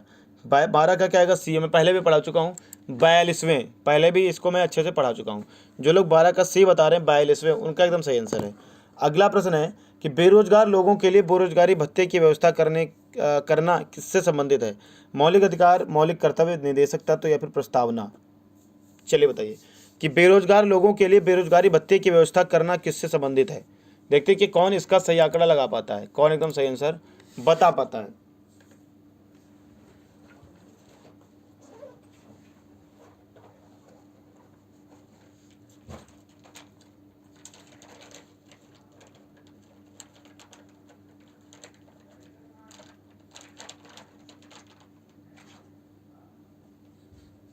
बहुत शानदार प्यारे बच्चों।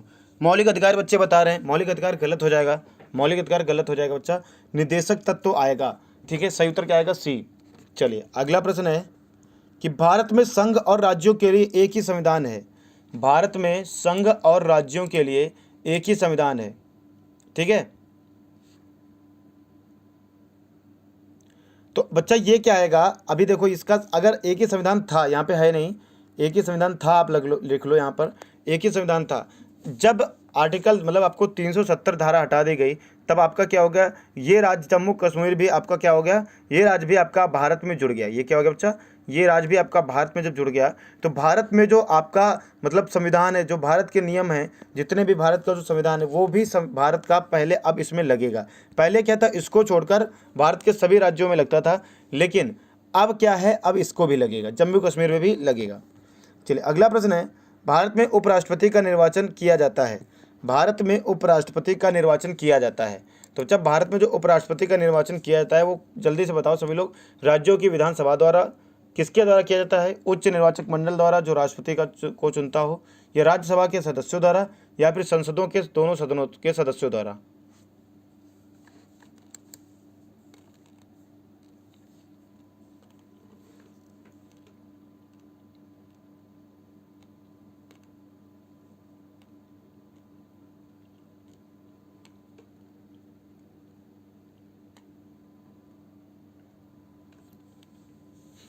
चलिए बच्चा, तो सही उत्तर इसका क्या आ जाएगा?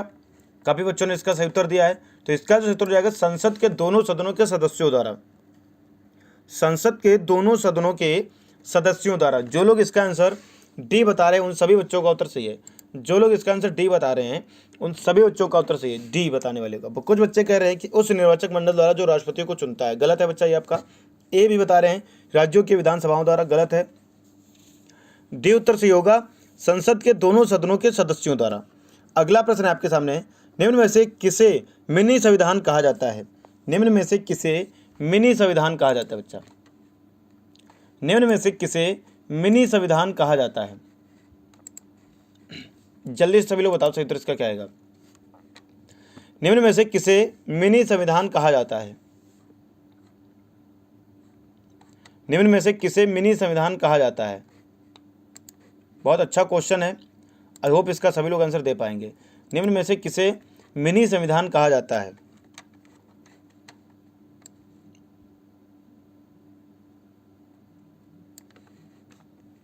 जल्दी से सभी लोग बताने का प्रयास करिएगा, निम्नलिखित में से किसे मिनी संविधान कहा जाता है?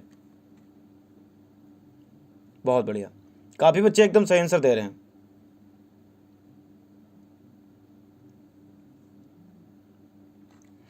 निम्नलिखित में से किसे मिनी संविधान की बात हो रही है बच्चा? मिनी संविधान।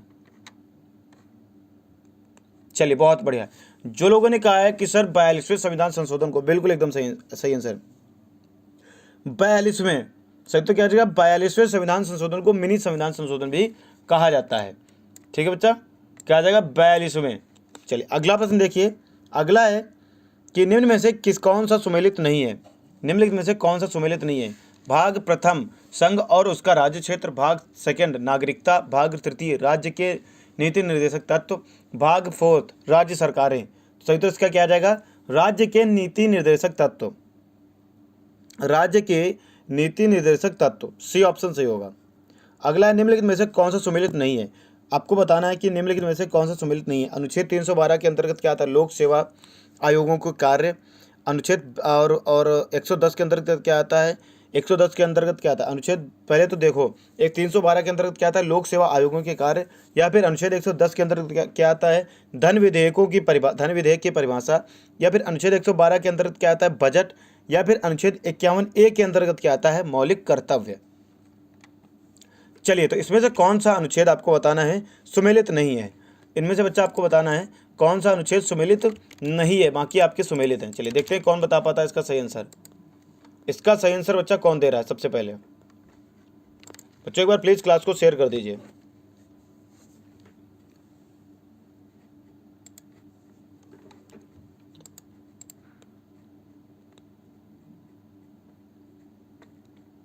चलिए बच्चा, तो बताता हूं। देखो, इसमें आपका अनुच्छेद 110 के अंतर्गत धन विधेयक की परिभाषा ठीक है, अनुच्छेद 112 के अंदर बजट ठीक है, अनुच्छेद 51 के अंतर्गत मौलिक कर्तव्य। तो अनुच्छेद 312 के अंतर्गत लोक सेवा आयोगों के कार्य नहीं होते, ये गलत है आपका, यानी कि आपका ए उत्तर सही होगा। इसमें जो होता है आपका एक या अधिक अखिल भारतीय सेवा सृजित करने का होता है। 312 के अंदर क्या आता है, एक या अधिक भारतीय सेवाओं को सृजित करने के लिए। अगला प्रश्न है, भारत के संविधान में समवर्ती सूची का विचार कहाँ से लिया गया है। भारत के संविधान में समवर्ती सूची का विचार कहाँ से लिया गया है।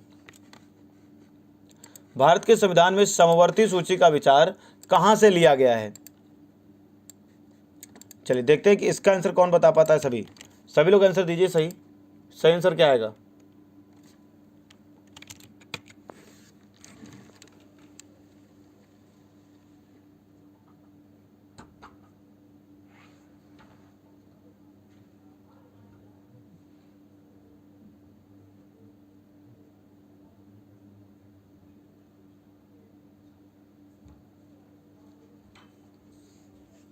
बहुत बढ़िया। भारत के संविधान में समवर्ती सूची का विचार कहाँ से लिया गया है। कुछ बच्चे इसका सर कह रहे हैं कि इसमें ऑप्शन गलत है। अच्छा बच्चा, चलिए मैं भी आपको पूरा बताऊंगा कि कहाँ से लिया गया है।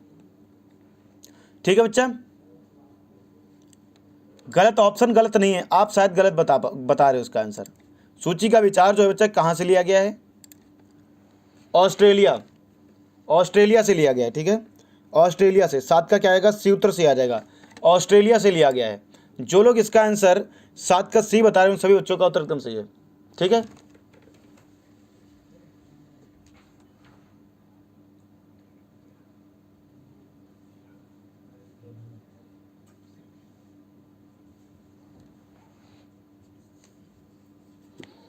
सात का क्या आएगा, सी, ऑस्ट्रेलिया। अगला प्रश्न, 7वीं अनुसूची का संबंध किससे है। 7वीं अनुसूची का संबंध किससे है। बहुत बढ़िया, जो लोग ऑस्ट्रेलिया बता रहे थे उनका एकदम सही आंसर था। 7वीं अनुसूची का संबंध किससे है, तो 7वीं अनुसूची का जो संबंध है वो किससे है, केंद्र और राज्य के मध्य शक्तियों के विभाजन से। केंद्र और राज्य के मध्य शक्तियों के विभाजन से, जो कि 7वीं अनुसूची का संबंध है।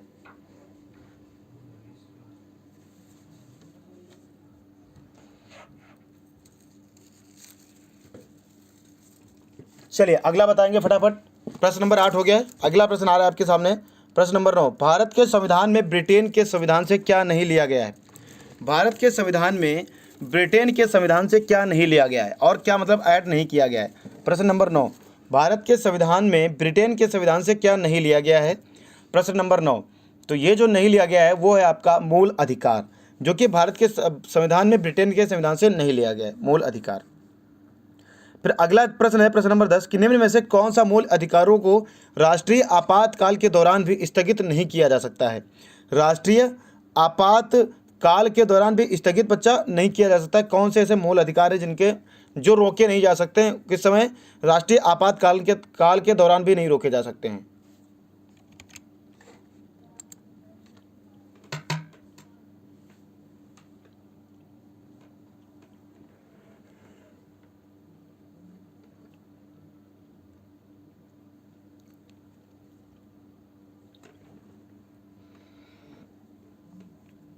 चलिए, तो कौन से होंगे बच्चा, प्रश्न नंबर 10 बताइए। अनुच्छेद 20 और अनुच्छेद 21 कौन से होंगे, अनुच्छेद 20 और अनुच्छेद 21। ठीक है, इस चीज को याद रखेंगे आप लोग, अनुच्छेद 20 और अनुच्छेद 21। चलिए अगला बताइए, भारत में निम्न में से कौन सा उच्च न्यायालय सबसे बाद में स्थापित हुआ था? अच्छा, कुछ बच्चे कह रहे सर अनुच्छेद 20 और अनुच्छेद 21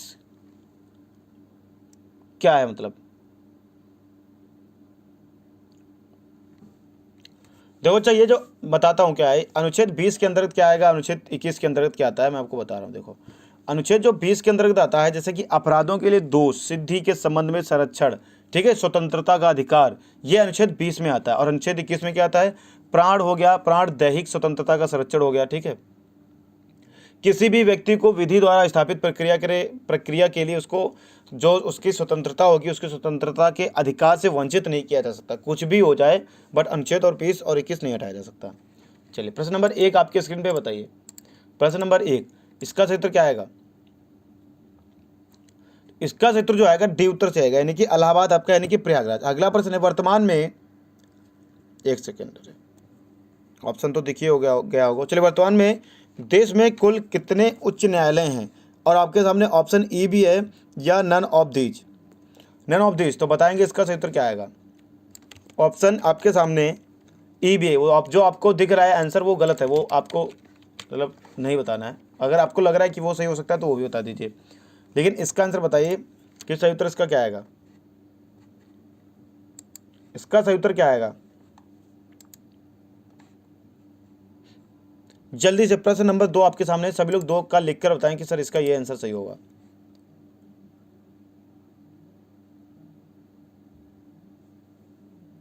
जल्दी से सभी लोग बताएं।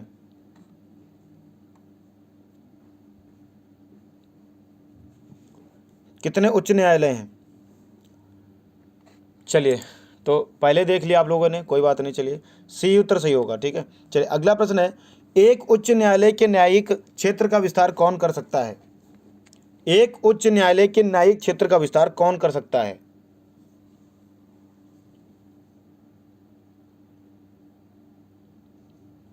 हाँ, इस समय 25, इस समय क्या है बच्चा? ऑप्शन ई सही होगा, मतलब डी, यानी कि अगर ऑप्शन डी लगाते हो, इसमें आप ई लगाते हो 25, तो क्या होगा? 24 थे, बाद में एक जोड़ा गया, टोटल अब कितने हो गए? 25। पहले कितने थे? 24, अब बाद में एक जोड़ा गया, 25 हो गए। एक कौन सा है? बिल्कुल बिल्कुल 25वां है, जो आपका आखिर में जो आपका आता है हैदराबाद हाईकोर्ट में, उसके क्या बोलते हैं, अभी मैं बता रहा हूँ, मुझे याद नहीं आ रहा अचानक से। अमरावती, हाँ बिल्कुल 25 है टोटल। ऑप्शन इसमें जो है, ये जो आप सी आप देख के बता रहे थे वो गलत हो गया है, वो आपको नहीं देना चाहिए। चलिए, अगला बताना है, एक उच्च न्यायालय के न्यायिक क्षेत्र का विस्तार कौन कर सकता है? तो एक उच्च न्यायालय के न्यायिक क्षेत्र का विस्तार जो कर सकता है वो कौन कर सकता है बच्चा? वो आपका कर सकता है उच्च न्यायालय में न्यायाधीशों की संख्या का निर्धारण संसद करती है, ठीक है।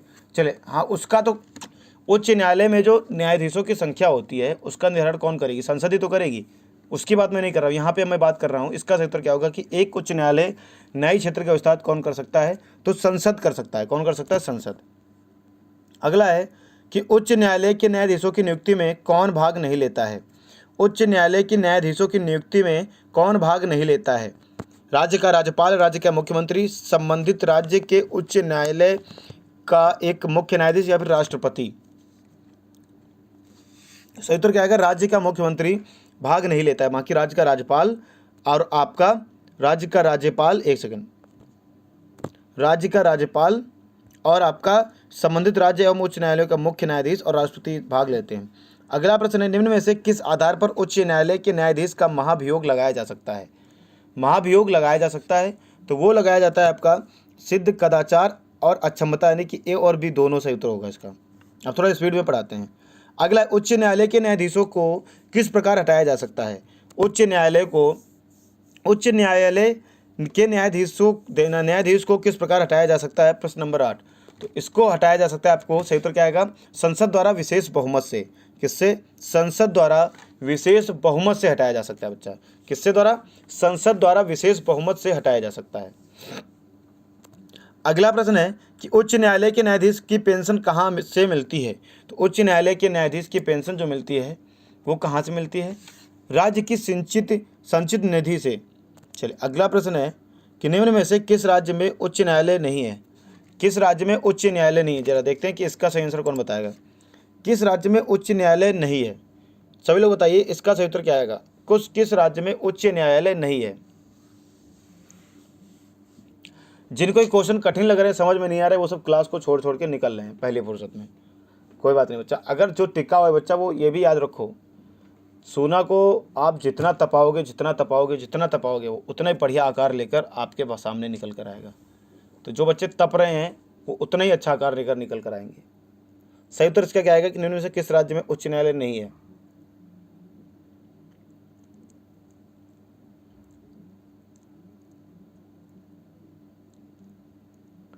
क्वेश्चन नंबर 10 आ चुका है स्क्रीन पे।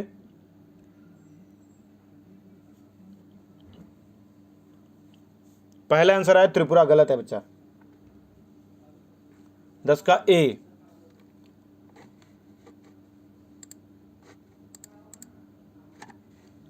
बहुत बढ़िया, जो लोग 10 का ए बता रहे हैं उनका सही है नागालैंड। उनका क्या है सही उत्तर है नागालैंड, जो लोग 10 का ए बता रहे हैं।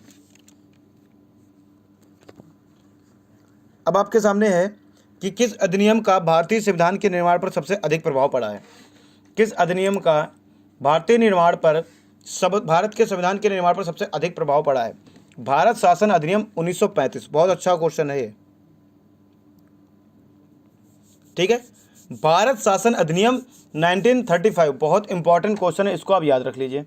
इसको क्या बच्चा आप सभी को याद रखना है, बहुत इंपॉर्टेंट क्वेश्चन है, ये पूछा जा सकता है। और आपको पता भी होना चाहिए कि भारत शासन अधिनियम 1935 कब, भारत शासन अधिनियम 1935। अगला है कि भारत के उच्चतम न्यायालय की स्थापना किसके द्वारा की गई थी। भारत के उच्चतम न्यायालय की स्थापना किसके द्वारा की गई थी। प्रश्न नंबर 10, भारत के उच्चतम न्यायालय की स्थापना किसके द्वारा की गई थी। Pitt's India act 1784, regulating act 1773, charter act 1793, charter act 1813। ठीक है। प्रश्न नंबर 10, क्वेश्चन नंबर 10 का राइट आंसर क्या होगा, सभी लोग बताइए। Right answer for this question, सही उत्तर जो हो जाएगा रेगुलेटिंग एक्ट 1773। क्या हो जाएगा रेगुलेटिंग एक्ट 1773। 10 का क्या आएगा बी उत्तर से हो जाएगा रेगुलेटिंग एक्ट 1773। जो लोग इसका 1773 बता रहे हैं एकदम सही आंसर है। अगला प्रश्न है बाबू आपका कि भारत में केंद्रीय मंत्रिपरिषद किसके प्रति उत्तरदायी है। भारत में केंद्रीय मंत्रिपरिषद किसके प्रति उत्तरदायी है।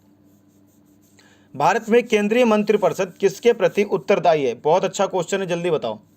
भारत में केंद्रीय मंत्रिपरिषद किसके प्रति उत्तरदायी है। तो ये बच्चा आपका है लोकसभा के प्रति। केंद्रीय मंत्रिपरिषद किसके प्रति उत्तरदायी है, तो लोकसभा के प्रति उत्तरदायी। अगला है भारतीय संविधान को 9वीं अनुसूची किस संविधान संशोधन द्वारा संविधान में जोड़ी गई। भारतीय संविधान की 9वीं अनुसूची किस संविधान संशोधन द्वारा संविधान में जोड़ी गई। भारतीय संविधान की 9वीं अनुसूची। प्रश्न नंबर 2, सही उत्तर इसका क्या आ जाएगा, ए उत्तर से आ जाएगा प्रथम। 2 का क्या आएगा, ए उत्तर से आएगा प्रथम। अगला प्रश्न है निम्न में से कौन से चुनाव केंद्रीय निर्वाचन आयोग की देखरेख में आयोजित नहीं किए जाते हैं। निम्न में से कौन से चुनाव केंद्रीय निर्वाचन आयोग की देखरेख में आयोजित नहीं किए जाते हैं।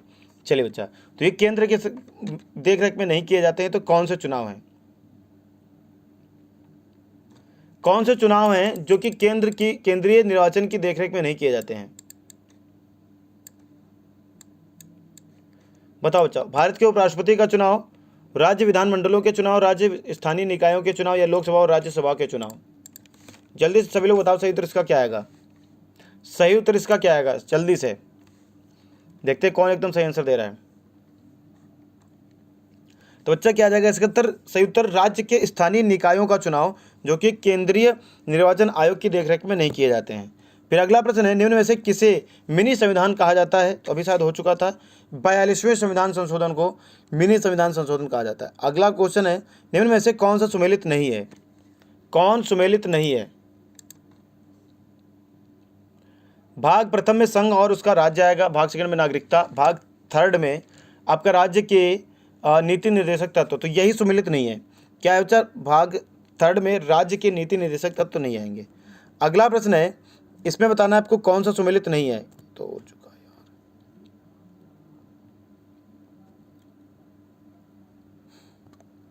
एक सेकेंड,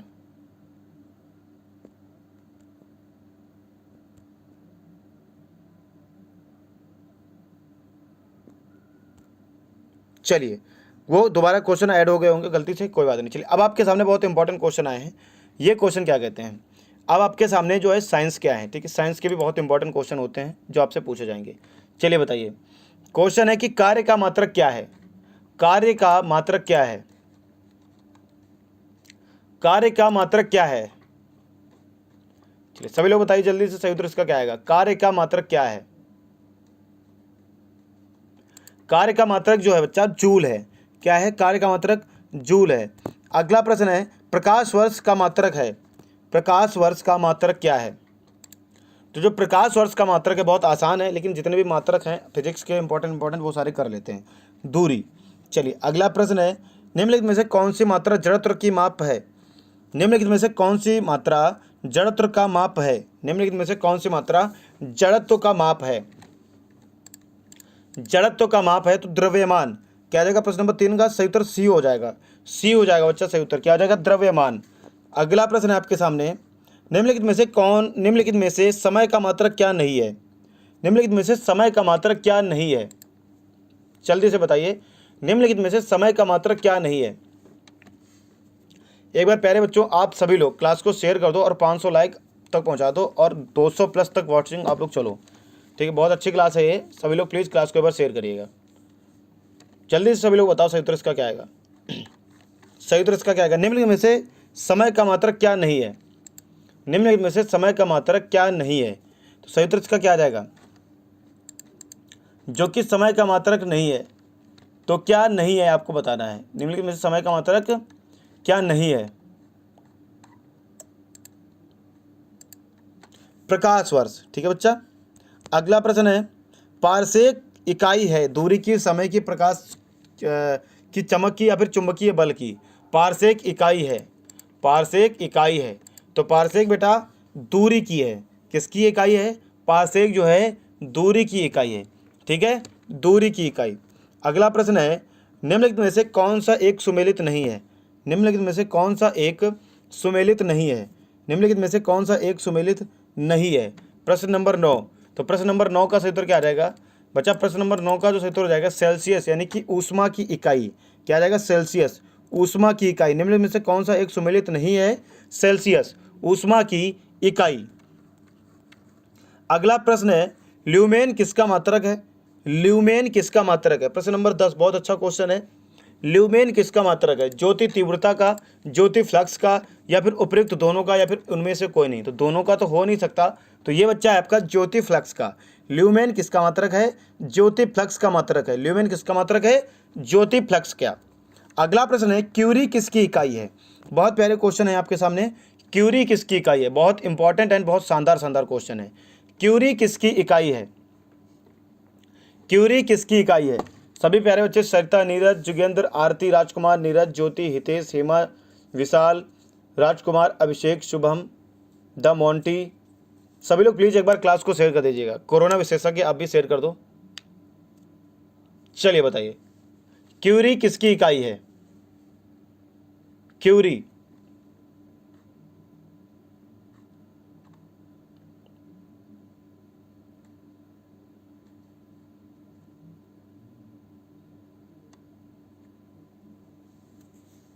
जल्दी से बताओ क्यूरी किसकी इकाई है।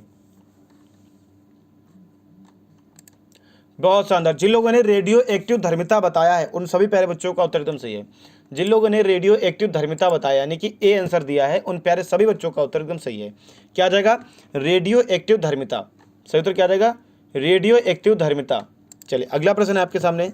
अगला प्रश्न है पास्कल इकाई है, पास्कल इकाई है। प्रश्न 12 पास्कल इकाई है, प्रश्न नंबर 12। तो पास्कल किसकी इकाई है, दाब की इकाई है। 12 का क्या आएगा, बी उत्तर से आएगा। पास्कल किसकी इकाई है, 12 का बी उत्तर से आएगा। पास्कल जो है आपकी दाब की इकाई है।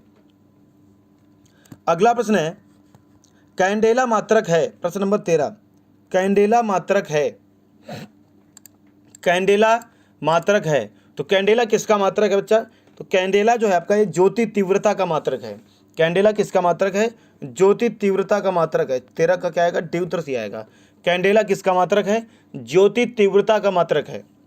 अगला प्रश्न आपके सामने आ रहा है, जूल निम्नलिखित में से किसकी इकाई है?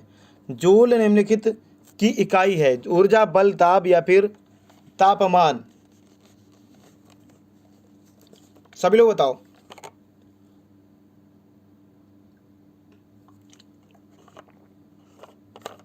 जूल निम्नलिखित की इकाई है, तो जूल जो है आपकी ये ऊर्जा की इकाई है। 14 का क्या आएगा? ए उत्तर से आएगा। ये किसकी इकाई है? ये ऊर्जा की इकाई है। जो लोग इसका ए आंसर दे रहे हैं उन सभी प्यारे बच्चों का उत्तर एकदम सही है। अगला प्रश्न है, मात्रकों की अंतर्राष्ट्रीय पद्धति कब लागू की गई? बहुत ही प्यारा क्वेश्चन है। जो मात्रक आप देखते हो कि इसका ये मात्रक है, उसका वो मात्रक है, तो इसकी जो पद्धति है इसको लागू किया गया था 1971 में। 1971 में लागू किया गया था। 15 का बी उत्तर सही आएगा। अगला प्रश्न है कि हर्ट्ज क्या मापने की यूनिट है? हर्ट्ज क्या मापने की यूनिट है? हर्ट्ज क्या मापने की यूनिट है? प्रश्न नंबर 16। प्रश्न नंबर 16, तो ये जो है आपकी तरंगों की आवृत्ति मापने की यूनिट है। किसकी? तरंगों की आवृत्ति मापने की यूनिट है। प्रश्न नंबर 16 का क्या आएगा? डी उत्तर सही आ जाएगा। ये आपकी किसकी? तरंगों की आवृत्ति मापने की यूनिट है। तरंगों की आवृत्ति मापने की बाबू ये यूनिट है, याद रखिएगा सभी लोग। अगला प्रश्न है, विद्युत मात्रा की इकाई है। विद्युत मात्रा की इकाई है, तो विद्युत मात्रा की इकाई क्या है? सभी लोग बताइए। विद्युत मात्रा की इकाई क्या है? विद्युत मात्रा की इकाई क्या है? ठीक है, विद्युत मात्रा की इकाई क्या है? तो विद्युत मात्रा की जो इकाई है वो है एम्पियर। ठीक है बच्चा। प्रश्न नंबर 17 का क्या आ जाएगा? एम्पियर। अगला प्रश्न है, अगला क्वेश्चन है कि एसआई पद्धति में लेंस की शक्ति की इकाई क्या है? एसआई पद्धति में लेंस की शक्ति की इकाई क्या है? प्रश्न नंबर 18, एसआई पद्धति में लेंस की शक्ति की इकाई क्या है? बहुत अच्छा क्वेश्चन है ये। लेंस की शक्ति की इकाई क्या है एसआई पद्धति में? सब बहुत इंपॉर्टेंट क्वेश्चन है, सब पूछे जाएंगे क्वेश्चन। ठीक है, तो ये क्या हो जाएगा बच्चा? डायोप्टर। डायोप्टर। अगला प्रश्न है, डेसिबल किसे मापने के लिए प्रयोग में लाया जाता है? डेसिबल किसे मापने के लिए प्रयोग में लाया जाता है? तो इसका सूत्र क्या आ जाएगा बच्चा? सभी लोग बताइए। डेसिबल किसे मापने के लिए प्रयोग में लाया जाता है? तो डेसिबल जो है अच्छा, ये वातावरण में ध्वनि मापने के लिए प्रयोग में लाया जाता है। ये मैं कल पढ़ा भी चुका हूँ। वातावरण में ध्वनि मापने के लिए प्रयोग में लाया जाता है ये। अगला प्रश्न है, एम्पियर मापने की इकाई क्या है? वोल्टेज, करंट, प्रतिरोध या फिर पावर? एम्पियर। एम्पियर।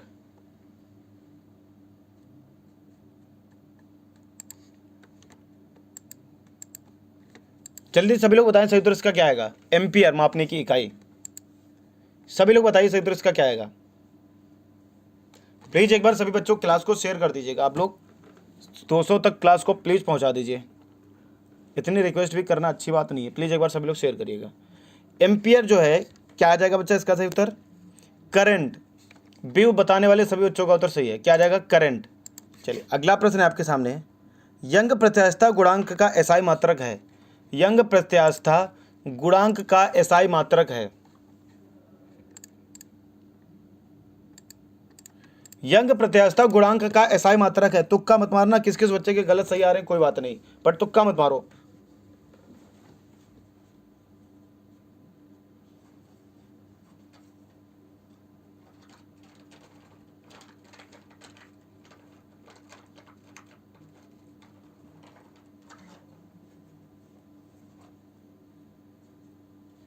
बहुत शानदार प्यारे बच्चों, बहुत शानदार। जो लोग इसका आंसर न्यूटन प्रति मीटर स्क्वायर दे रहे हैं उन सभी प्यारे बच्चों का उत्तर यानी कि सी उत्तर सही आएगा। जो लोग इसका न्यूटन प्रति मीटर स्क्वायर सही आंसर दे रहे हैं उनका सही आंसर है सी बताने वाले बच्चों का। चलिए अगला प्रश्न आपके सामने। अगला प्रश्न है कि निम्नलिखित युग्मों में से किन भौतिकी राशियों, ठीक है, निम्नलिखित युग्मों में से किन भौतिक राशियों के समान विमीय सूत्र नहीं है? प्रश्न नंबर 2,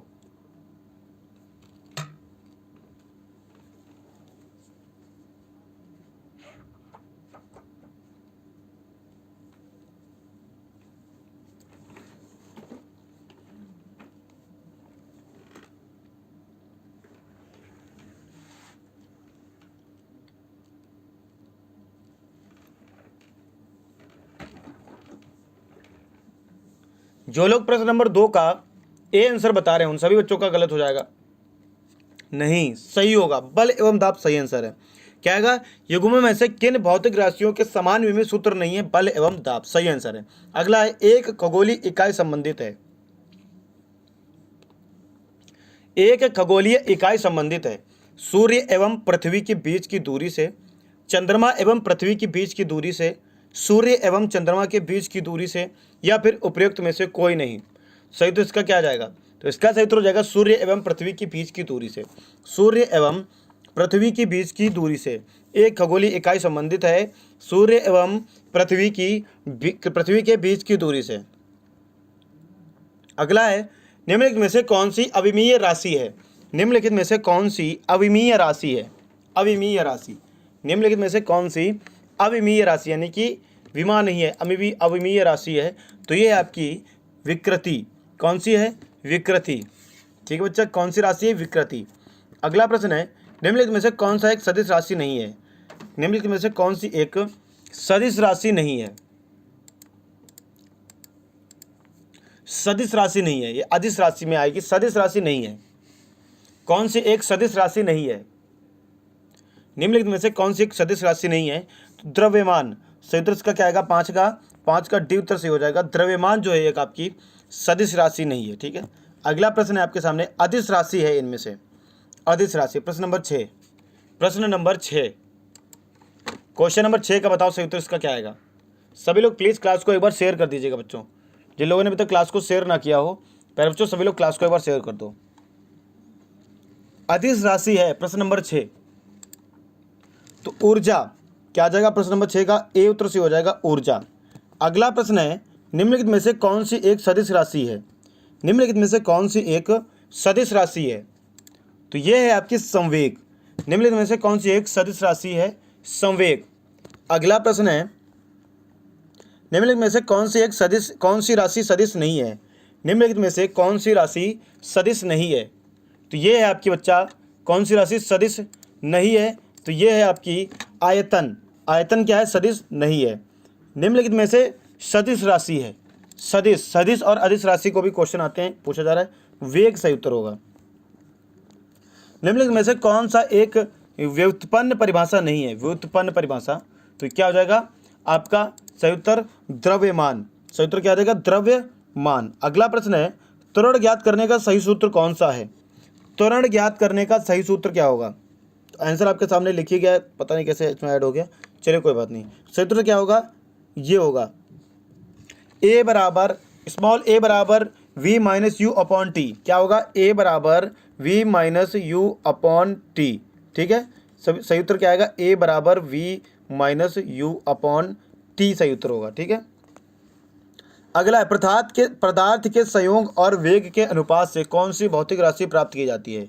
पदार्थ के संवेग और वेग के अनुपात से कौन सी भौतिक राशि प्राप्त की जाती है, तो ये आपकी प्राप्त की जाती है, इसका नाम क्या है, ये आपकी प्राप्त की जाती है द्रव्यमान। ये कौन से प्राप्त की जाती है, द्रव्यमान।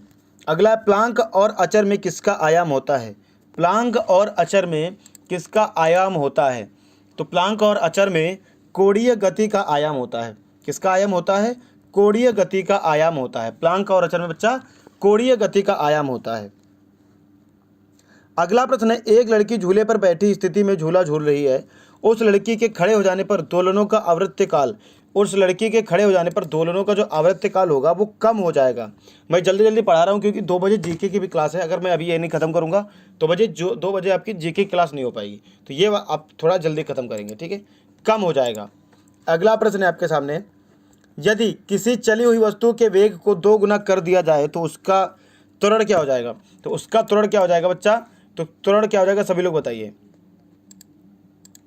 उसका त्वरण क्या हो जाएगा, तो गति ऊर्जा 4 गुना हो जाएगी। उसका मतलब उसका त्वरण नहीं, सॉरी, तो उसकी गति ऊर्जा क्या हो जाएगी, 4 गुना हो जाती है। अगला प्रश्न है किसी असंतुलित बल द्वारा किसी पिंड में उत्पन्न त्वरण, किसी असंतुलित बल द्वारा किसी द्रव्यमान तथा क्या कहा जा रहा है, किसी असंतुलित बल द्वारा किसी पिंड में उत्पन्न त्वरण क्या होगा, उत्पन्न त्वरण, किसी असंतुलित बल द्वारा किसी जो है पिंड में उत्पन्न त्वरण, तो ये क्या हो जाएगा बच्चा, बलों के अनुक्रमानुपाती होता है। बल क्या होगा? बलों के अनुक्रमानुपाती होता है, ठीक है, बी। अगला प्रश्न है प्रश्न नंबर 20 कि न्यूटन के गति के तीसरे नियम के अनुसार क्रिया तथा प्रतिक्रिया के संबंध बल। अब आपको बताना है सही उत्तर क्या आएगा। सही उत्तर इसका क्या आएगा? तो इसका सही उत्तर जो होगा, हमेशा भिन्न भिन्न वस्तुओं पर ही लगे होने चाहिए। किस पर? हमेशा भिन्न भिन्न वस्तुओं पर ही लगे होने चाहिए। न्यूटन के गति के तृतीय नियम के अनुसार, न्यूटन थर्ड लॉ के अनुसार आपका क्रिया प्रतिक्रिया का नियम। वस्तु को गर्म करने पर उसमें उसके अणु जो होते हैं, वस्तु को गर्म करने पर, चलिए बताइए, वस्तु को गर्म करने पर, सभी लोग बताएंगे सही उत्तर इसका क्या आएगा? सभी लोग बताइए सही उत्तर इसका क्या आएगा? वस्तु को गर्म करने पर,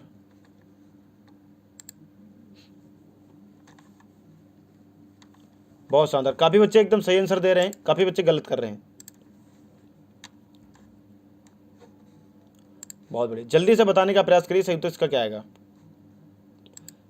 चाल बढ़ जाएगी, ऊर्जा कम हो जाएगी, भार बढ़ जाएगा या भार घट जाएगा,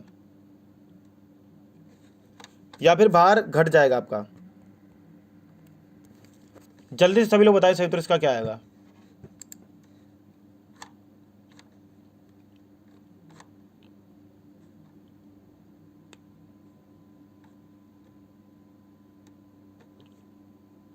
जल्दी से सभी लोग बताएं सही उत्तर इसका क्या आएगा।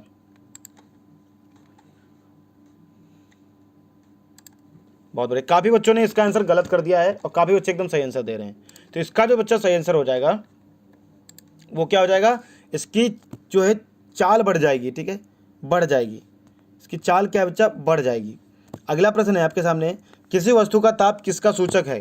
किस वस्तु का ताप किसका सूचक है? उसके अणुओं की कुछ ऊर्जा का, या फिर उसके अणुओं की औसत गति ऊर्जा का? तो सही उत्तर क्या आएगा? डी उत्तर सही होगा, उसके अणुओं की औसत गति ऊर्जा का। अगला प्रश्न है, किस वस्तु के ताप में वृद्धि का अर्थ है कि वस्तु की गतिज ऊर्जा बढ़ गई है, स्थितिज ऊष्मा बढ़ गई है, यांत्रिक ऊर्जा बढ़ गई है, ऊष्मीय ऊर्जा बढ़ गई है? तो इसका सही उत्तर क्या आएगा? इसका सही उत्तर आएगा ऊष्मीय ऊर्जा बढ़ जाती है। क्या हो जाएगा? ऊष्मीय ऊर्जा बढ़ गई है। फिर जब किसी वस्तु को ठंडा किया जाता है तब उसके अणुओं की ऊर्जा क्या होगी? तब उसके अणुओं की ऊर्जा की चाल घट जाती है। क्या हो जाता है? चाल घट जाती है। फिर ऊष्मा एक प्रकार की ऊर्जा है जिसे कार्य में बदला जा सकता है। ऊष्मा एक प्रकार की ऊर्जा है जिसे कार्य में बदला जा सकता है। रमफोर्ड, ये सबसे पहले, ये प्रमाण, इस प्रत्यक्ष का प्रमाण सबसे पहले किसने दिया था? रमफोर्ड ने, ठीक है, रदरफोर्ड ने होगा कि रदरफोर्ड। अगला क्वेश्चन है, गलत टाइप हो गया। अगला क्वेश्चन है, किस वैज्ञानिक ने सर्वप्रथम बर्फ के दो टुकड़ों को आपस में घिसकर पिघला दिया? सही तो इसका क्या आएगा? डेवी। अगला प्रश्न है, वाष्प इंजन में उबलते हुए जल का तापमान किस कारण से उच्च हो सकता है? तो वाष्प इंजन में उबलते हुए जल का तापमान किस कारण से उच्च हो सकता है? तो ये जो आपका उच्च हो सकता है, बॉयलर के अंदर उच्च दाब होता है। किसके अंदर? बॉयलर के अंदर जो है आपका उच्च दाब होता है, ठीक है। क्या होता है? उच्च दाब होता है। चलिए, एसआई सिस्टम में तापमान की इकाई है। एसआई सिस्टम में तापमान की इकाई, एसआई सिस्टम में तापमान की इकाई, एसआई सिस्टम में तापमान की इकाई केल्विन। क्या है? केल्विन। अगला प्रश्न है, इनमें से कौन सा ऊष्मा का मात्रक नहीं है? इनमें से कौन सा ऊष्मा का मात्रक नहीं है? सही उत्तर इसका क्या आ जाएगा? Degree Celsius. क्या आ जाएगा? Degree Celsius. ताप का एसआई मात्रक है, ताप का एसआई मात्रक है। सही उत्तर इसका क्या आ जाएगा? केल्विन। क्या आ जाएगा? केल्विन। अगला प्रश्न है, गर्मियों में ताप 46 डिग्री सेल्सियस हो जाने पर भी ऊँट गर्मी में राहत महसूस करते हैं। क्यों? क्योंकि अपने शरीर के तापमान को 42 डिग्री तक बढ़ा सकते हैं, बढ़ाकर अपने शरीर को राहत महसूस करते हैं। अगला, बर्फ का दाब बढ़ाने से उसका गलनांक, बर्फ का दाब बढ़ाने से उसका गलनांक क्या हो जाएगा? उसका गलनांक क्या होगा? सभी लोग बताइए। उसका गलनांक घट जाएगा। क्या जाएगा? घट जाएगा। अगला प्रश्न है, गैस तापमापी द्रव तापमापियों की तुलना से ज़्यादा संवेदी होती है। क्योंकि गैस का प्रसार गुणांक अधिक होता है। गैस का प्रसार गुणांक अधिक होता है। अगला प्रश्न है, तापमापी किस सिद्धांत पर आधारित है? ताप युग्म तापमापी किस सिद्धांत पर आधारित है? प्रश्न नंबर 1। तापमापी युग्म से जो है किस सिद्धांत पर आधारित है? तो ये सीबेक के प्रभाव पर आधारित है। किसके? सीबेक के प्रभाव पर। अगला है अत्यधिक ऊंचे तापों की माप की जाती है। अत्यधिक ऊंचे तापों की माप की जाती है, तो ये की जाती पूर्ण विकिरण उत्तम जो है पूर्ण विकिरण उतापमापी से। किससे? पूर्ण विकिरण उतापमापी से। अगला प्रश्न है कि पूर्ण विकिरण उतापमापी किस सिद्धांत पर आधारित है? तो पूर्ण विकिरण उतापमापी जो है आपका, ये स्टीफन के नियम पर सिद्धांत आधारित है। अगला प्रश्न है कि दूर की वस्तुएं जैसे सूर्य आदि का ताप किस तापमापी के द्वारा मापा जाता है? तो ये जो मापा जाता है आपका पूर्ण विकिरण उतापमापी से। किससे मापा जाता है? पूर्ण विकिरण उतापमापी से। अगला विकिरण पायरोमीटर से कितना तापक्रम नापा है? ठीक है, विकिरण पायरोमीटर से कितना तापक्रम नापा गया है? तो ये अभी तक कितना नापा गया ये पूछा जा रहा है। तो ये अभी तक जो नापा गया है 800 डिग्री सेल्सियस से ऊपर, 800 डिग्री सेल्सियस से ऊपर। अगला थर्मोकपल द्वारा बनाया जाता है। ठीक है, तो ये क्या बनाया जाता है बच्चा? कितना क्या बनाया जाता है सभी लोग बताएंगे। बिल्कुल, 2 असदस्य धातुएं। ठीक है, अगला प्रश्न है कि सूर्य का ताप मापा जाता है। सूर्य का ताप जो मापा जाता है वो किससे मापा जाता है? पायरोमीटर द्वारा। किससे मापा जाता है? सूर्य का ताप जो मापा जाता है वो आपका पायरोमीटर द्वारा मापा जाता है। किससे मापा जाता है? पायरोमीटर द्वारा मापा जाता है। फिर अगला प्रश्न है आपके सामने कि निम्नलिखित तापमापियों में से किसे पायरोमीटर कहा जाता है? निम्नलिखित तापमापियों में से किसे पायरोमीटर कहा जाता है? तो विकिरण तापमापी को पायरोमीटर कहा जाता है। फिर निम्न में से कौन सही है? आपको बताना है कि इनमें से कौन सा सही है। आप लोगों ने पढ़ा होगा 11th में खूब, इसको फिजिक्स को आपने पढ़ा होगा,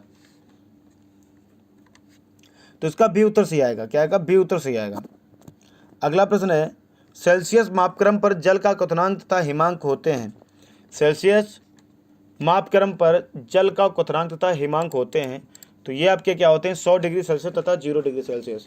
क्या होता है? 100 डिग्री सेल्सियस तथा 0 डिग्री सेल्सियस। अगला है ताप के सेल्सियस पैमाने पर परम शून्य ताप होता है। ताप के सेल्सियस पैमाने पर परम शून्य ताप होता है, तो ये क्या होता है बच्चा? ये जो होता है आपका -273 डिग्री सेल्सियस। कितना होता है? ताप के सेल्सियस पैमाने पर परम शून्य का जो ताप होता है वो -273 डिग्री सेल्सियस। अगला है केल्विन मान से मानव शरीर का सामान्य ताप है। प्रश्न नंबर 13 केल्विन मान से मानव शरीर का सामान्य ताप है, तो ये सामान्य ताप जो होगा 310 होगा। क्या होगा? 310। अगला प्रश्न है कितना तापमान होने पर पाठ्यांक सेल्सियस और फ़ारेनहाइट तापमापियों में एक ही होंगे? प्रश्न नंबर 14 का क्षेत्र क्या आ जाएगा? -40 डिग्री सेल्सियस, -40 डिग्री। ठीक है, अगला न्यूनतम संभव ताप होता है। न्यूनतम संभव ताप जो होता है वो कितना होता है? तो वो आपका क्या आ जाएगा सही उत्तर? -273 डिग्री सेल्सियस। क्या आ जाएगा?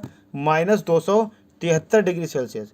फिर है सेल्सियस मापने को का 0 डिग्री सेल्सियस फ़ारेनहाइट, ठीक है, स्केल पर यह कितना होगा?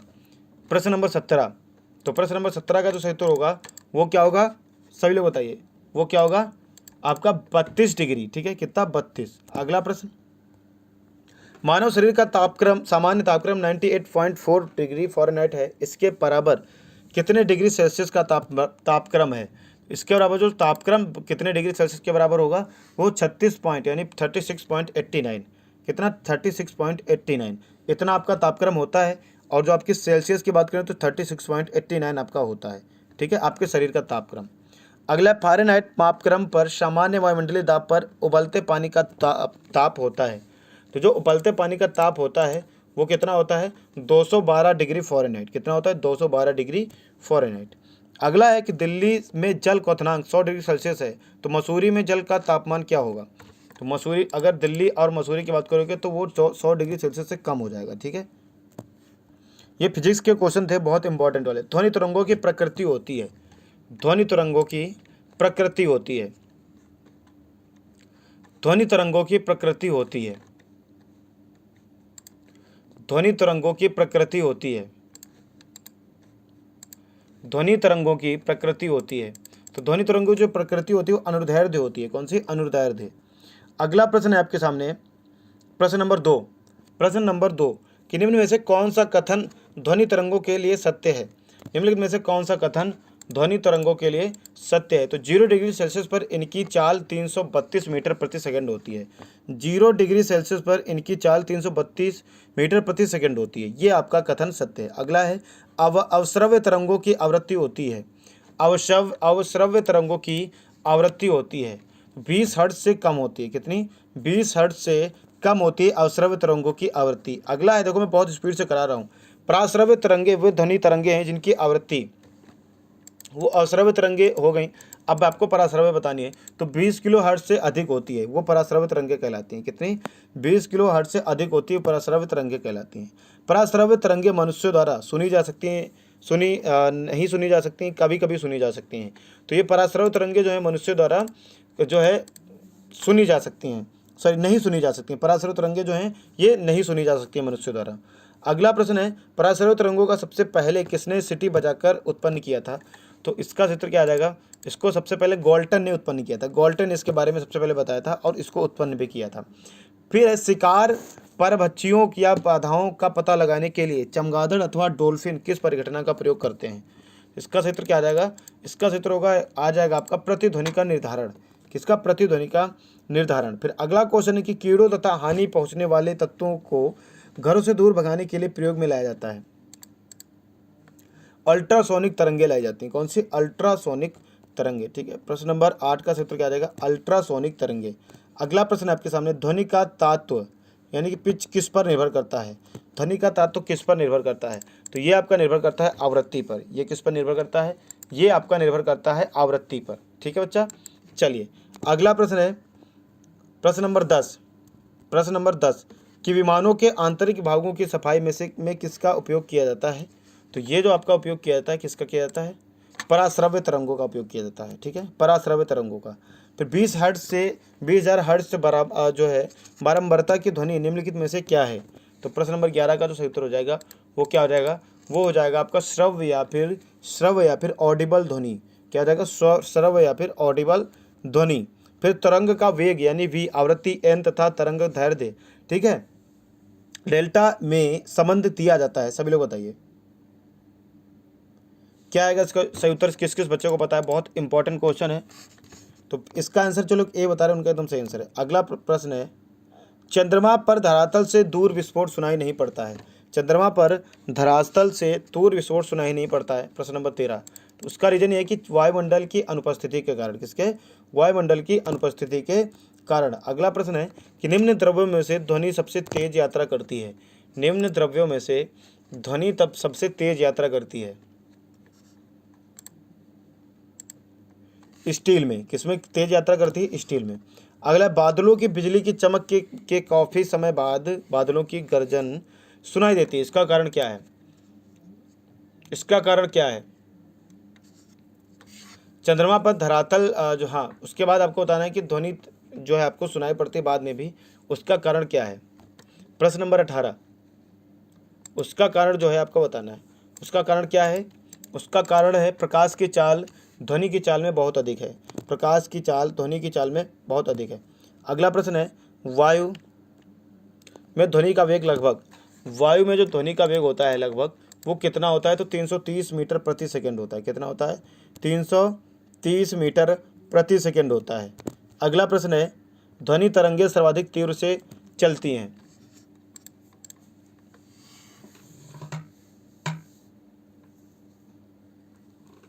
ध्वनि तरंगे सर्वाधिक तीव्र गति से चलती हैं ठोसों से। ठीक है, प्रकाश के छोटे छोटे कणों से मिलकर बना है जिसे क्या कहते हैं? प्रकाश के छोटे छोटे कणों से मिलकर बना है जिसे क्या कहते हैं? जल्दी सभी लोग बताओ।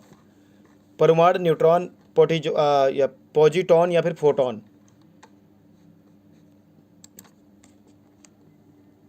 सभी लोग बताएं सही उत्तर इसका क्या आएगा।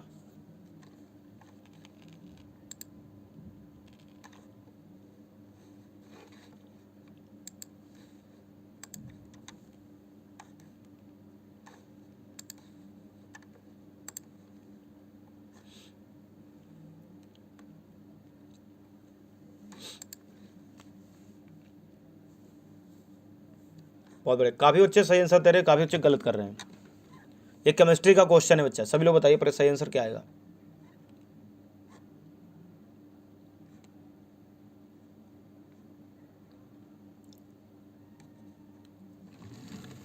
प्रकाश के छोटे छोटे कणों से मिलकर बना है, जिसे क्या कहते हैं?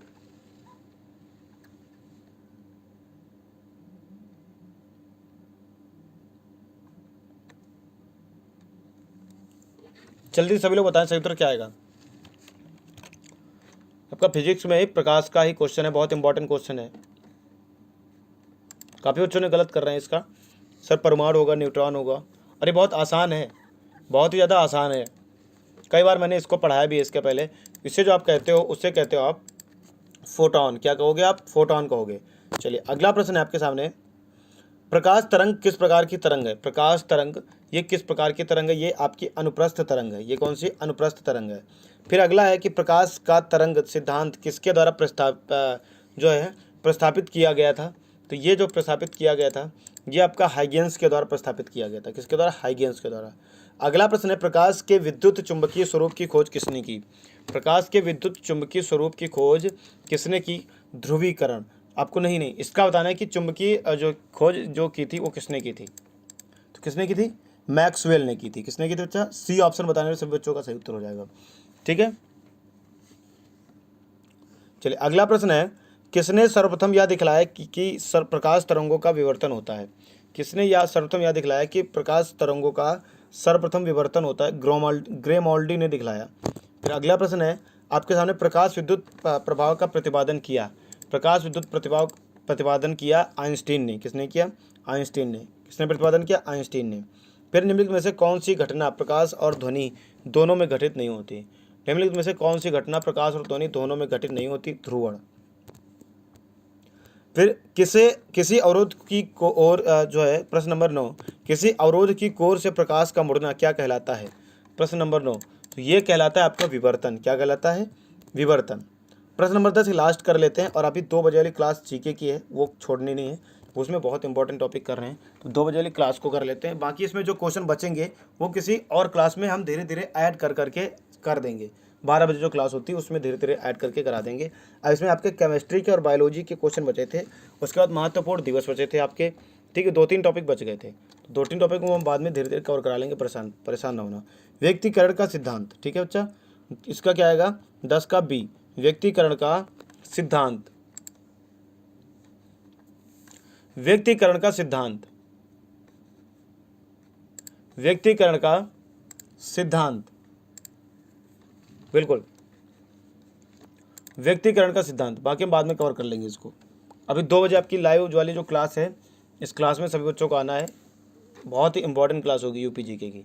ठीक है, जिसमें सुपर 38 क्वेश्चन हम लोग डिस्कस करते हैं। ठीक है, चलिए फिर 2 बजे क्लास में मिलते हैं। और क्लास कैसी लगी ये वाली आप लोग एक बार कमेंट करके बताना, क्योंकि मैंने इसको बहुत फास्ट कराया है, बहुत ज़्यादा फास्ट कराया है। तो मैं और भी किसी क्लास में बहुत अच्छे तरीके से पूरा टाइम को एकदम सेट करके फिर क्लास को लेकर आऊँगा। ठीक है, चलिए थैंक यू वेरी मच।